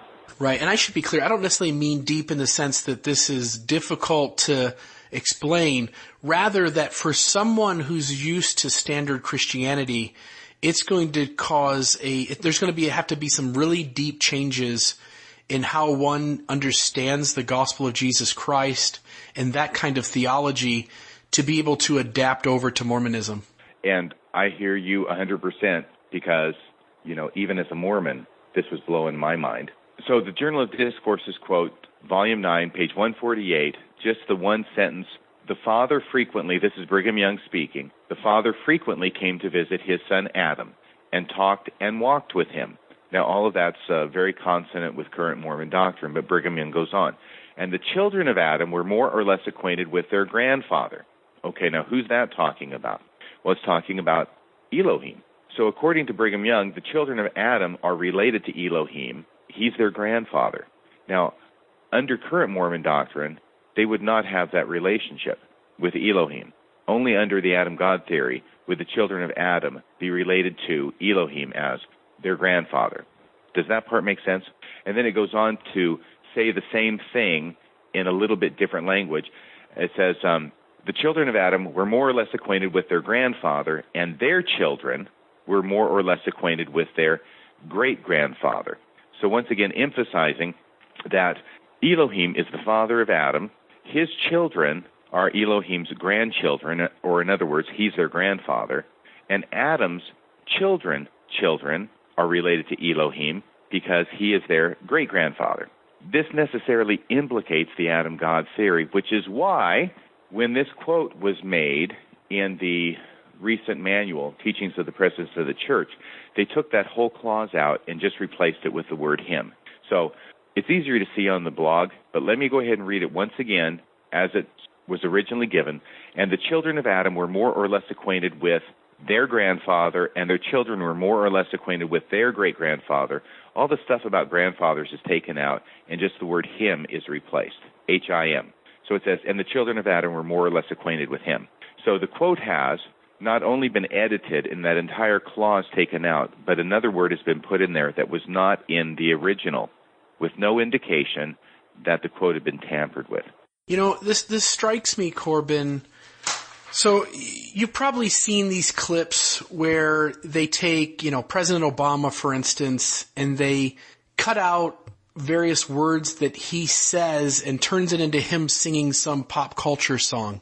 And in some ways, all right, it's just funny, but we also realize that it's not in any way, obviously it's used for humor, but it's not in any way true to that person's words.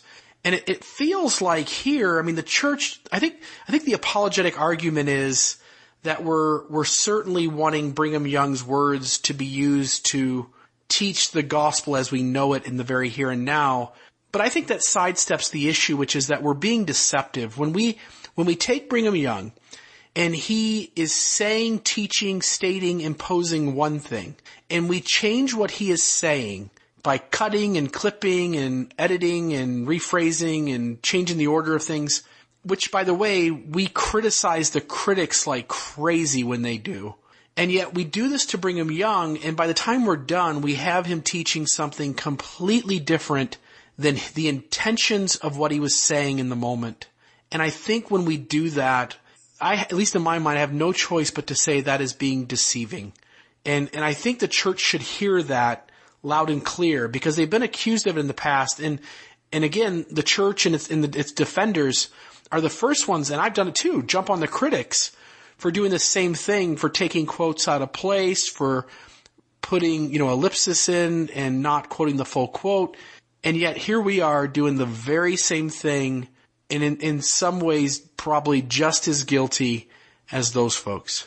Yeah, this is even worse than ellipses, because there are ethical ways to use ellipses and unethical ways to use ellipses, but the very presence of the ellipses shows that there is material that has been omitted from the quote, so a person can go back to the source, see what it said.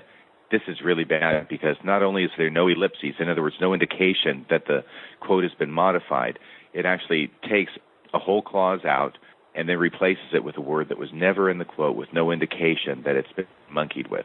Which completely changes the intended meaning that Brigham Young had versus the intended meaning the church wants you to get from it. Yeah, I think it bears emphasis that this is not just, this is kind of a long clause, so we'll just put him in there. It's intentionally done to take out the Adam God component and make it so that it's consistent with what the church currently teaches. It's a cover-up. Any thoughts from you on why they just didn't avoid these quotes altogether? It seems like Brigham Young wrote enough stuff that they could have just stayed away from these quotes completely and focused more on, having a difference, having one not about necessarily the Godhead and have a different chapter on how to better take care of your family. Well, I can't read their minds, but I will tell you that when I was researching this blog and thinking about this, I thought, well, let me look at the recent manual about Brigham Young's teachings, because I've read Brigham Young enough to know that it's hard for them to quote anything that he says about God without some reference to Adam being, close behind, because it was so constantly taught by him.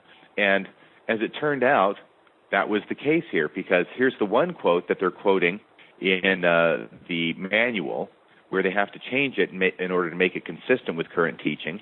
And then there was another one. There was another one which was really interesting that they used. And I'm taking it you're going to look for this part where Joseph Fielding Smith uses the altered version?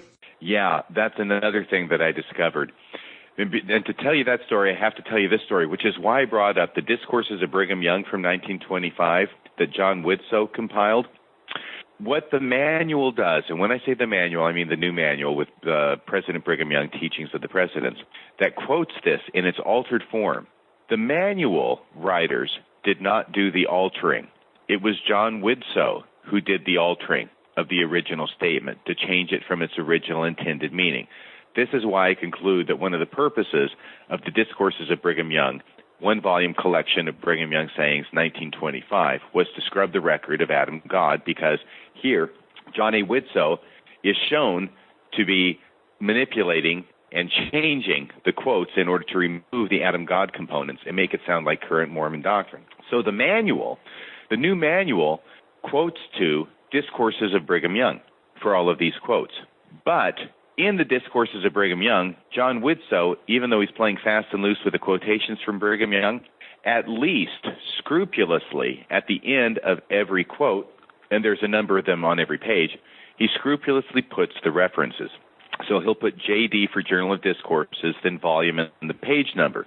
And that's how I was able to backtrack this from the new manual to Discourses of Brigham Young, and then to look at the actual original version of it in the Journal of Discourses to see what it is that's being quoted. And that's how I was able to find this out.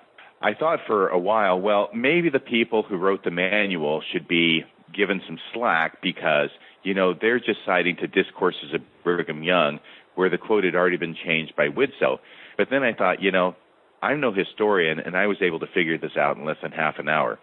So really, I have a hard time believing that they don't know what the Journal of Discourses originally said, especially since John A. Widtsoe gives them the reference right after the quote. Okay, so having said all that, this doctored quote, the same doctored quote where they take out the whole clause about grandfather and great-grandfather and just put him in there, assumes a life of its own because it becomes valuable, apparently, as an instance in which Brigham Young teaches the normal, orthodox, current Mormon doctrine about God.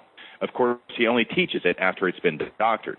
But in one of those, in that Joseph Fielding Smith's Answers to Gospel Questions, I think it's actually in Volume 5.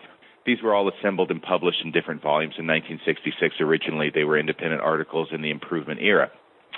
But Joseph Fielding Smith, in response to a question about Adam God, first off, denies that Brigham Young taught it. And then he says, now look, there are other places where Brigham Young obviously taught what we currently believe. So let's stop this nonsense about anybody saying that he taught Adam God. Guess what is number one in the quotes that Joseph Fielding Smith uses to prove that Brigham Young did not teach the Adam God theory? It's the same quote. He quotes the doctored quote from Discourses of Brigham Young, which originally showed that Brigham Young was teaching the Adam God theory, quotes it in its doctored form in Answers to Gospel Questions in order to prove that Brigham Young never taught the Adam God theory. That's how twisted and complicated this becomes. Yeah. So the other quote that I really loved from the new manual about Brigham Young, I was shocked by this, and here's what happened, all right?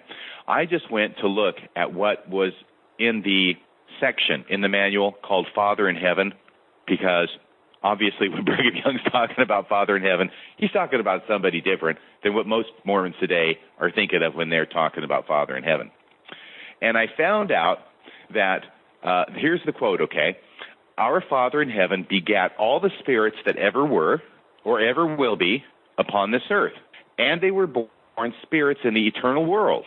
Then the Lord, by his power and wisdom, organized the mortal tabernacle of man, we were made first spiritual and afterwards temporal. Okay? Nothing to see here. That's standard Mormon doctrine. The reference in the manual is to DBY, page 24, and DBY is Discourses of Brigham Young. I pull up Discourses of Brigham Young, page 24, to find this reference, which cites to Journal of Discourses. And I was quite surprised to find that the citation for this quote is Journal of Discourses, volume 1, page 50. And as I said some hours ago when we began this conversation, that is a very famous citation in the Journal of Discourses because it's the 1852 sermon where Brigham Young first teaches the Adam God theory. And I'm thinking, what's going on here? Are they actually quoting from his most famous pronouncement about the Adam God theory in the new manual to try and show that all he taught was just what we believe today? And what I found was even more amazing. This quote that they put in the manual that I just read to you, which is just standard Mormon doctrine, no problem here, nothing unusual, actually occurs immediately before his pronouncement of the Adam God theory. If I were to read it to you in order, it's that first quote. I won't read that whole quote again, where he ends, we were made first spiritual and afterwards temporal. And here's the very next sentence and paragraph. Now hear it, O inhabitants of the earth, Jew and Gentile, saint and sinner. When our father Adam came into the Garden of Eden, he came into it with a celestial body and brought Eve, one of his wives, with him. He helped to make and organize this world. He is Michael, the archangel, the Ancient of Days, about whom holy men have written and spoken. He is our Father and our God, and the only God with whom we have to do. Every man upon the earth, professing Christians or non-professing, must hear it and will know it sooner or later. So here's the amazing thing about this. In an attempt to demonstrate Brigham Young's orthodoxy, the manual lifts this one snippet from the most famous Adam God discourse on record. And the manual makes no mention of the fact that when Brigham Young says, our Father in heaven begat all the spirits that ever were upon this earth, he's talking about Adam. Just a sleight of hand. I mean, I completely see, as you've delved into this issue, why this begins to get frustrating, and that there's no option other than to say, look, what's going on here is just not on the up and up in terms of history, in terms of being honest about what past leaders have said and what they've taught. And I just think, the church, I know in the last half dozen years have come out with several comments that they're trying to be more transparent. There's this indication that it's time that we just lay the history on the table. But that in itself acknowledges in the past that we were less transparent and we didn't lay things on the table. And this issue points directly at it. I don't think they have an essay about the Adam God theory yet, do they? No, there's no essay on the Adam God theory. I don't know how they would work through that without acknowledging that he taught it and he was just wrong. Yeah, I don't know how they would address it. They'd probably end up like Fair did by giving different options. Right, five possible answers with none of them holding water. It's kind of like what they did with the Book of Abraham essay. Right. Gave you lots of options, but every one of them, when taken to their logical end, doesn't work. Right. We've got them doing this over and over again. Are there any other blatant examples, or where do you want to take us from here? I didn't write about it in my blog, but I was wanting, in preparing for this interview, to come up with a brief, authoritative statement about Brigham Young teaching the Adam God theory. And I thought, where better to look than the Encyclopedia of Mormonism, which was published by the LDS Church back in 1992. I don't know if you have a copy of it. And I looked it up. What I looked up was Volume 1, looked up Adam God. And Adam God says, see, Teachings of Brigham Young, under the article about Brigham Young. So I put up Volume 1. I get Volume 4 out. I look up the Teachings of Brigham Young, and I find 3 pages of different teachings. It's just highlighting an overview, and only one of the paragraphs deals with the Adam God theory.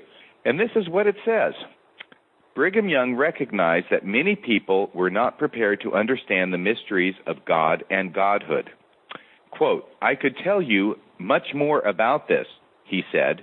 speaking of the role of Adam, but checked himself, recognizing that the world would probably misinterpret his teaching.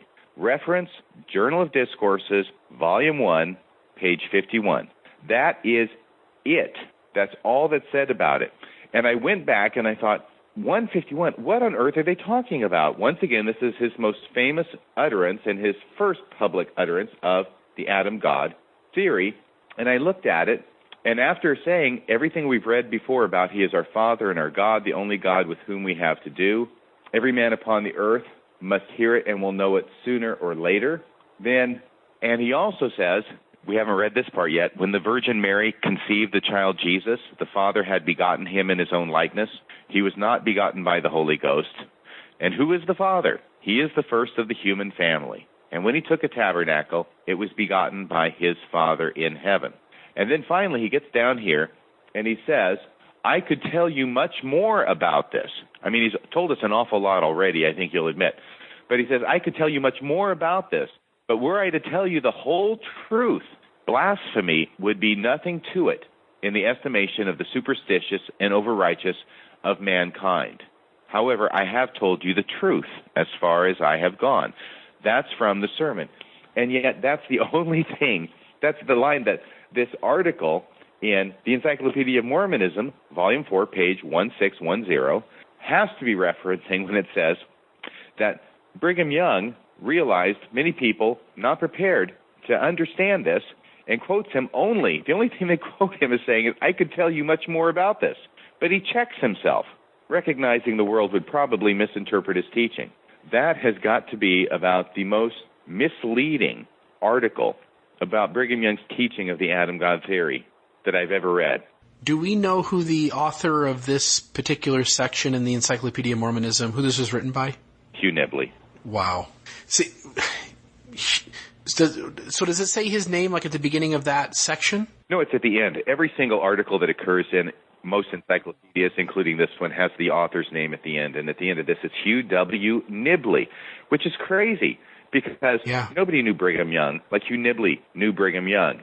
Nobody knew Mormon history at that moment than Hugh Nibley. And it does seem like of the one guy you're expecting to not pull those kinds of punches, I would have guessed Hugh Nibley would not do that, and yet here we've got him obfuscating and misdirecting to the nth degree.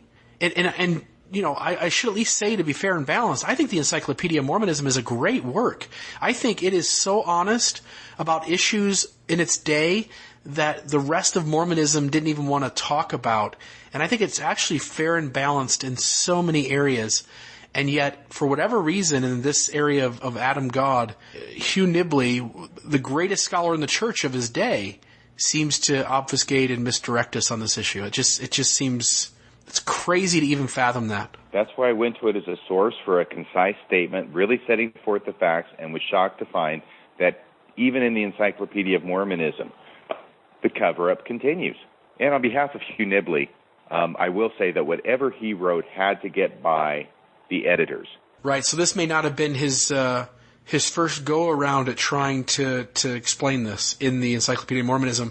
It may have gone back to the drawing board. Right, and it may have been improved upon by the editors, because frankly, between you and me and whoever's listening, I think that Hugh Nibley is pretty well known for having made statements or writing a few things here and there, which indicate that he was kind of on board with the whole Adam God thing anyway.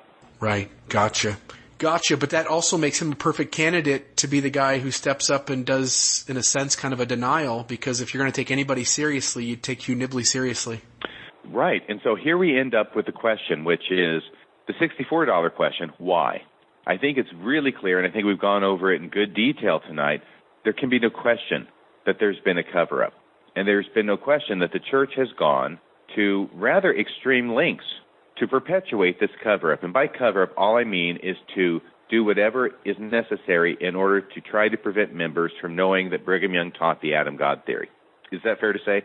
Yeah, and I want to ask you, you're just your own 2 cents. Obviously, none of us know what goes on in these rooms where these kinds of discussions take place, and none of us know what kind of direction is handed down to the Correlation Committee and other committees. But what do you think is at the root of this? Is it just not wanting to have a public admittance that a past prophet got it really, really wrong? Yes. And here's what I see is happening with the timing. First off, Greg Prince, in his book, David O. McKay and the Rise of Modern Mormonism, documents that up until the time of David O. McKay, Joseph Smith was seen as the prophet. There were presidents of the church after him, but only Joseph Smith was considered to be the prophet. During the time of David O. McKay's administration, which I believe was from 1950 to 1970, that changed. And the perception of the saints and the teachings of the church and the way they portrayed David O. McKay was now that he was the prophet. He wasn't just the president of the church. Now he was considered to be the prophet. That sounds strange to us today, who have pretty much grown up in every generation, or with every president of the church being considered the prophet. But apparently it wasn't that way before David O. McKay. So now we have David O. McKay being the prophet. He becomes the president of the church in 1950. This transition takes place. Now, there's a difference here, okay, and this is an important difference. It's one thing for a president of an organization to disagree with another president, either before him or after him. That's not that big a deal. But when you change the way you view things, is that the president is actually the prophet of God. And by the way, once the perception was changed during David O. McKay's administration that he was the prophet, it was also changed that every prior president was a prophet of God. So now we've got Joseph Smith being a prophet, Brigham Young being a prophet, underline, boldface, exclamation points, John Taylor, Wilford Woodruff, and so on, up to the present day where we've got Thomas S. Monson, who has testified he's the prophet. He's God's prophet. And you know exactly what I'm talking about, because I'm talking common Mormon current parlance. But now that Brigham Young has been made into a prophet of God, who receives the word of God directly from God by revelation, it's binding, it's authoritative upon the church. Now we've got a problem, because now we've got a prophet of God by the name of Brigham Young teaching things directly contradictory to current prophets of God. And this is why I think that the denials that Brigham Young ever taught the Adam God theory do not seem to begin until the 1950s and 1960s, because it's not until that time period that now we have dueling prophets. Before that, Brigham Young was just a president of the church, just like the current president of the church, and Joseph Smith was the prophet. So I think that that may fit in to that timeline. It's also handy that by the 1950s and 60s, pretty much everybody who was alive to hear Brigham Young teach the Adam God theory was gone from the scene. So that may have played a part into it as well. But that's one of the big reasons why, is because of the church's current view on prophets and their role, and the teachings about prophets and their role in Revelation. It is unthinkable from the current LDS perspective to have two prophets teaching contradictory things. Yeah, that makes perfect sense. And I know that Brigham Young is on the record as saying, I'm not a prophet like Joseph Smith. I'm just a Yankee guesser. And he seemed to lower that bar a little bit. And I know he also has quotes where he says, anything I say, once it's approved, it's scripture. You mentioned that one earlier. And he says things like that from time to time as well. But it seems like in his humble moments, Brigham Young indicated that he wasn't the prophet in the way that Joseph Smith was a prophet.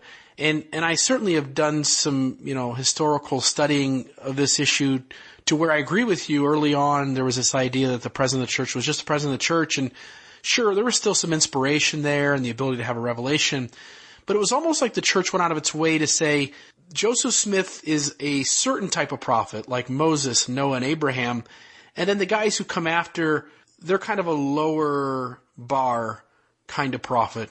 And that kind of distinction, had they kept it, probably would have prevented this from being a serious issue. And as you point out, now that we are in the role of calling the president of the church prophet, seer, and revelator, we sustain all members of the quorum of the 12 as prophets, seers, and revelators.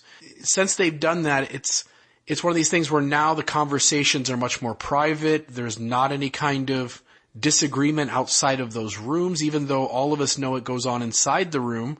There's kind of a protection of making sure they look unified And I think all of this is an offshoot of the very issue you're talking about, that the moment you say these guys are talking to God, and they talk to God in the way Moses, Noah, and Abraham did, then we certainly can't have them contradicting each other.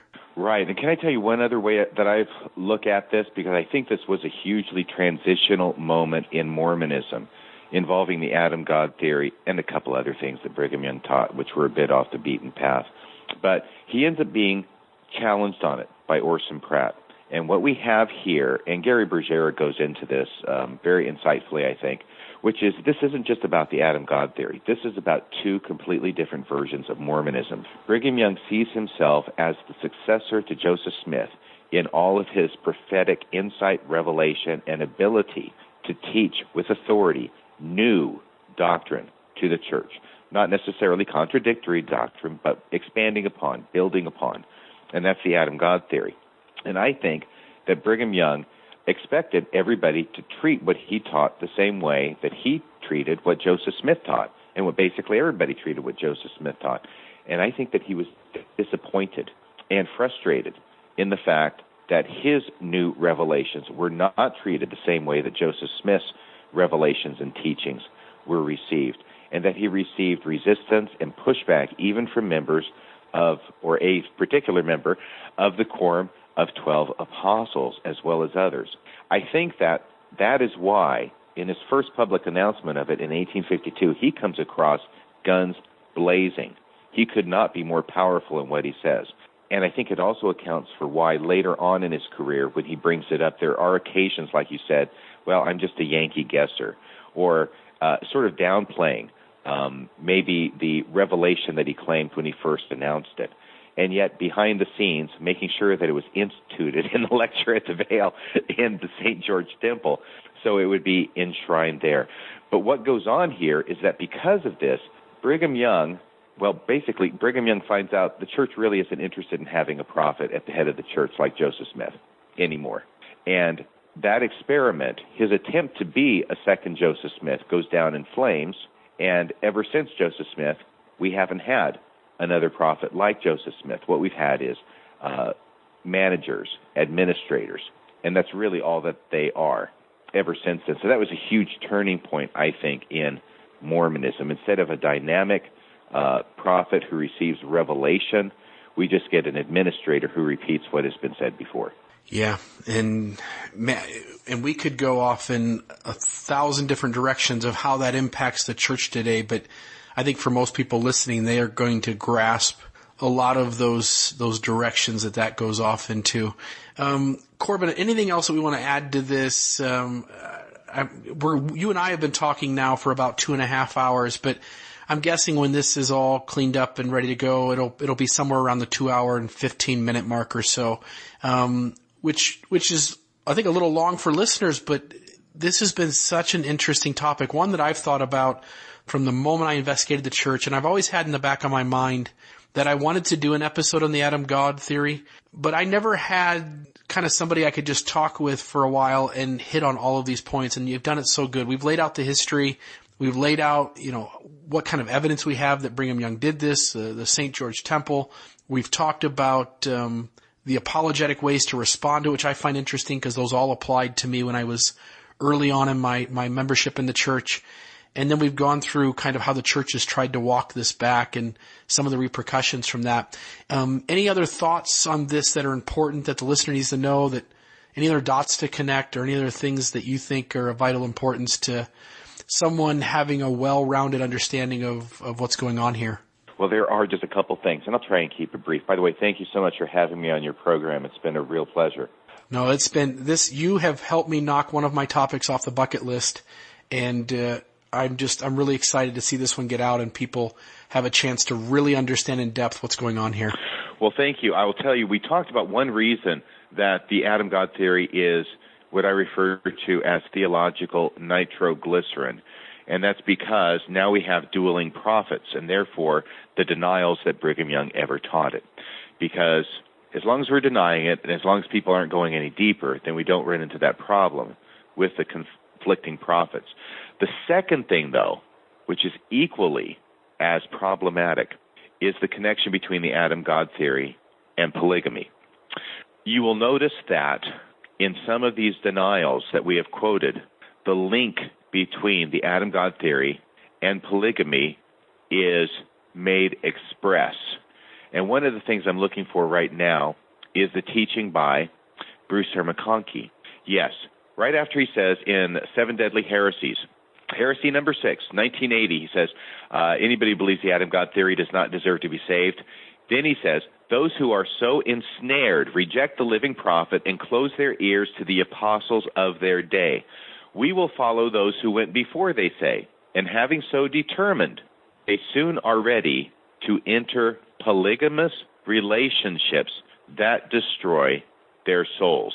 It's also why in sermons and writings of Bruce R. McConkie, where we quoted about anybody who even teaches the Adam God theory will be damned, he also mentions amongst his list of things that if you teach, you're going to get damned, teach the Adam God theory. Right after it is, teach that we should practice plural marriage today. Now, any of those are doctrines that damn.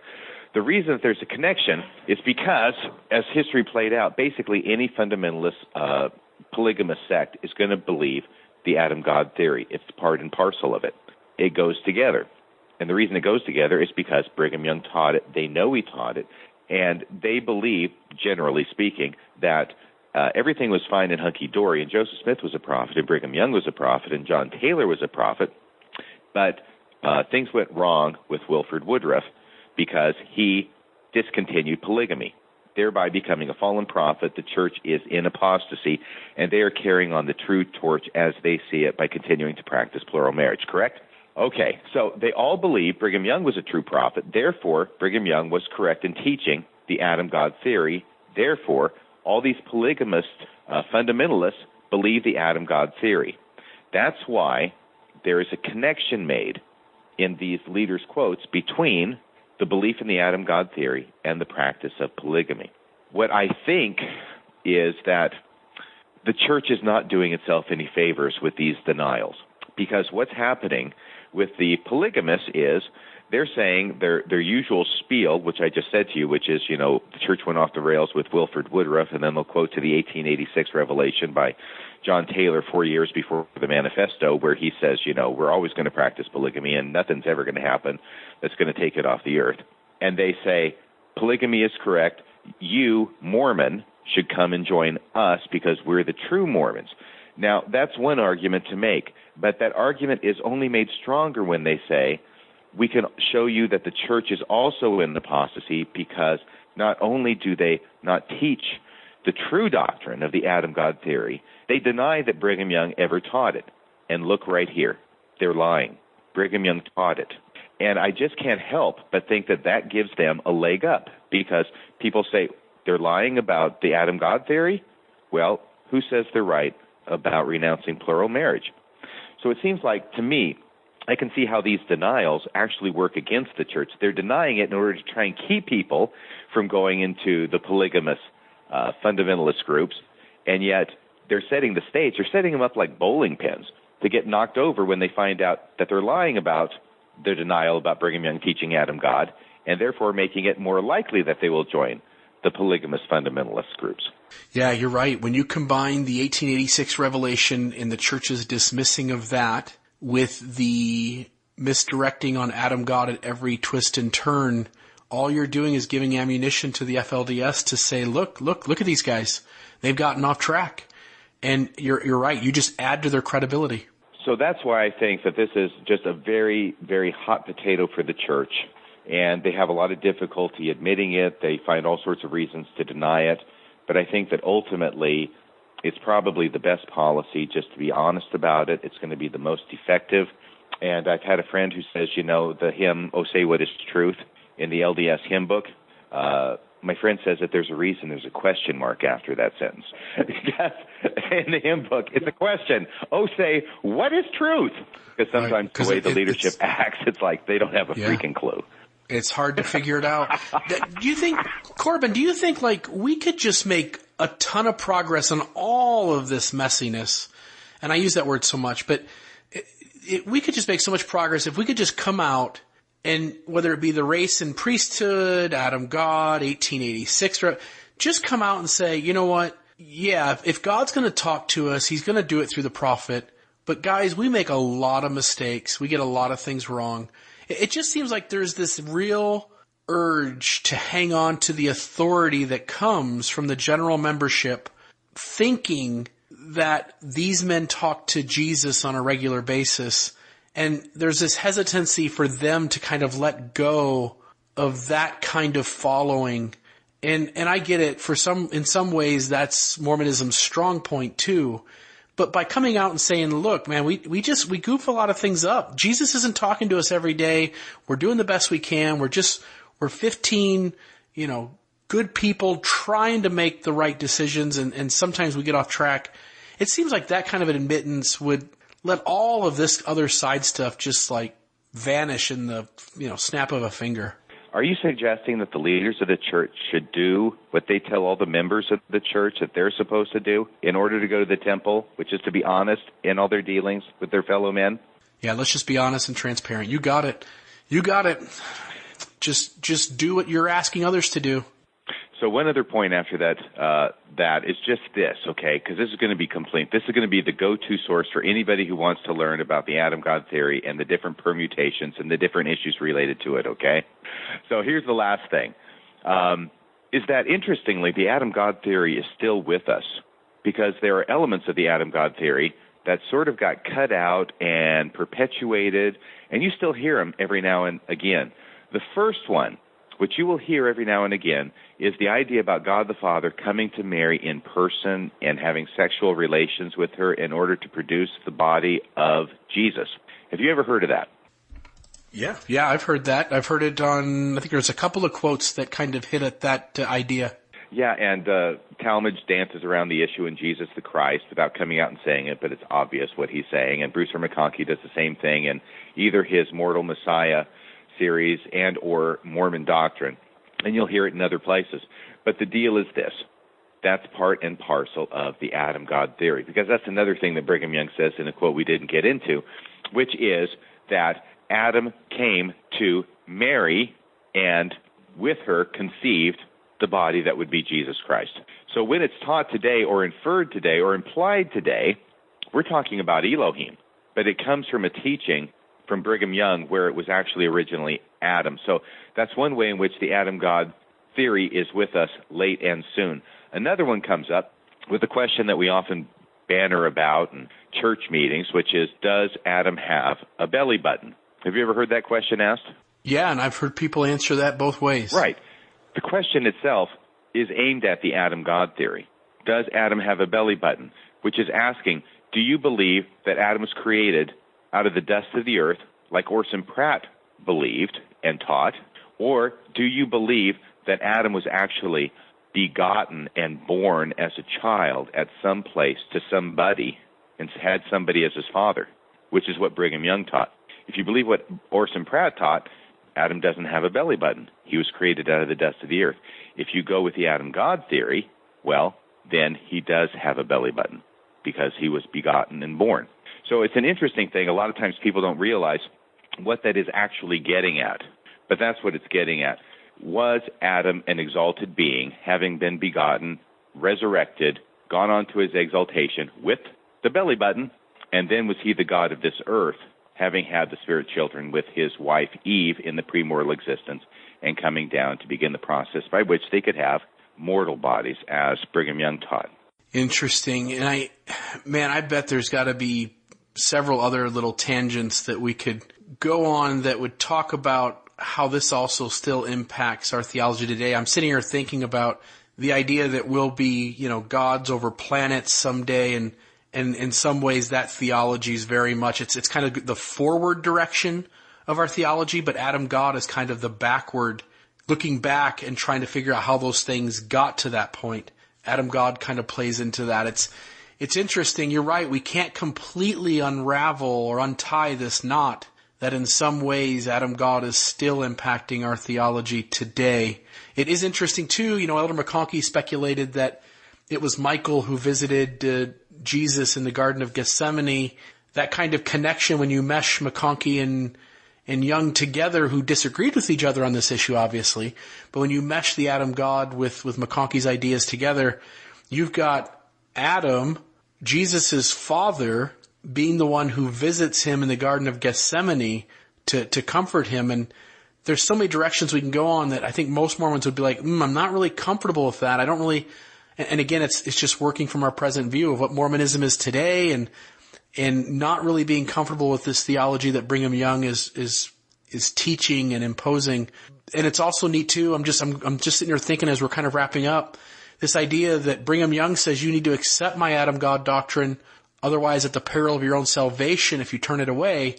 And then you've got McConkie on the other hand saying that if you follow Brigham Young's false doctrines, your salvation is at peril. And then the rest of us are left in the middle trying to figure out which prophet, seer, and revelator we obey, because either way there's a risk of our salvation being in jeopardy. Oh, absolutely. It's an incredibly important choice. It's the single most important choice we could possibly make. It's O. Henry's story about the lady or the tiger. Which door are we going to open? Is it going to be a beautiful lady or is it going to be a tiger? But you got to open one. Right. I think these two disagreeing prophets, seers, and revelators almost place us in a lose-lose position. But that's the story of Mormonism, right?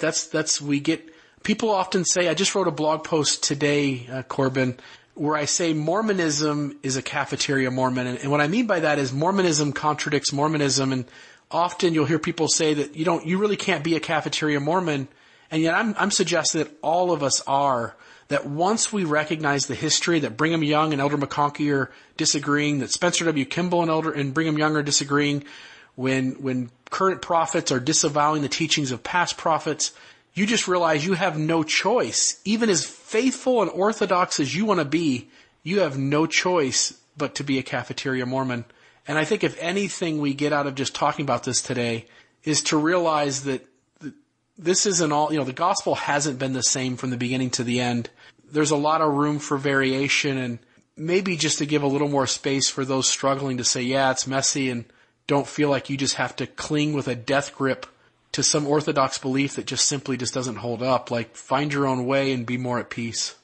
Yes, you're right. And this is a good illustration of things changing over time. Just because something is the way it is now does not mean it is always going to be that way any more than the Adam God theory taught by Brigham Young 150 years ago is what is taught today. One other way that the Adam God theory is still with us, and I know it's late. It's later there where you are than it is here, and I'm already starting to get punch drunk. But 14 fundamentals. Ezra Taft Benson, living prophets trump dead prophets. Remember that one? He's hitting on that directly. Yeah. There's only one reason that would have to be one of his fundamentals, and that's if a dead prophet contradicts a living prophet. Right.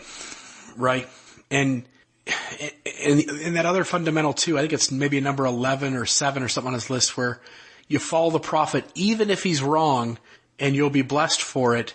And yet in the very issue he's trying to speak at, which is these contradicting prophets and specifically the Adam God theory, Elder McConkie's correspondence with Eugene England, the comment that Elder McConkie makes is that if you follow a prophet when he's wrong, you do so to the detriment of your own salvation, which is the polar opposite of following him if he's wrong and you'll be blessed for it. There's just so much contradiction in Mormonism. My fear is that people will just let go of the whole thing and just walk away. My hope is that people can take this and learn from it and say, look, man, this gets messy. There's contradictions here.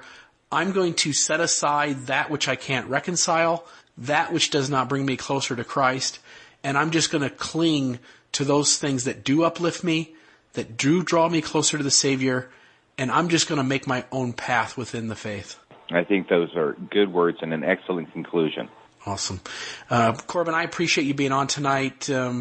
Just this issue has got so much depth to it, and I think we've laid out, if not everything, at least 90% of all the angles you can tackle, the history behind it, the quotes that are going on, the sleight of hand and misdirection that at times happens so that average members can stay comfortable. I think we've done it all, and I just appreciate you so much for being on tonight, and just thank you so much for your time. Thank you very much for having me on, Bill. Could I just take 2 seconds to direct a message to Salt Lake? Absolutely. And the leaders of the church? Please. Just tell the truth. We can handle it. Have faith in the members. Have faith in the gospel. have faith in the church. Just tell the truth. Yeah, and even today, when we're saying that we're being transparent, you and I both know, looking at the essays, looking at how the policy came out from November, looking at how the church likes to frame certain issues or avoid certain questions, that even today in this age of claiming to be transparent, they're not doing that quite yet. And I just want to echo what you just said. You made just two beautiful points. One, tell the truth. And two, we're big enough to handle it. We can do it. And I think a healthy Mormonism 100 years from now absolutely hinges on them doing that.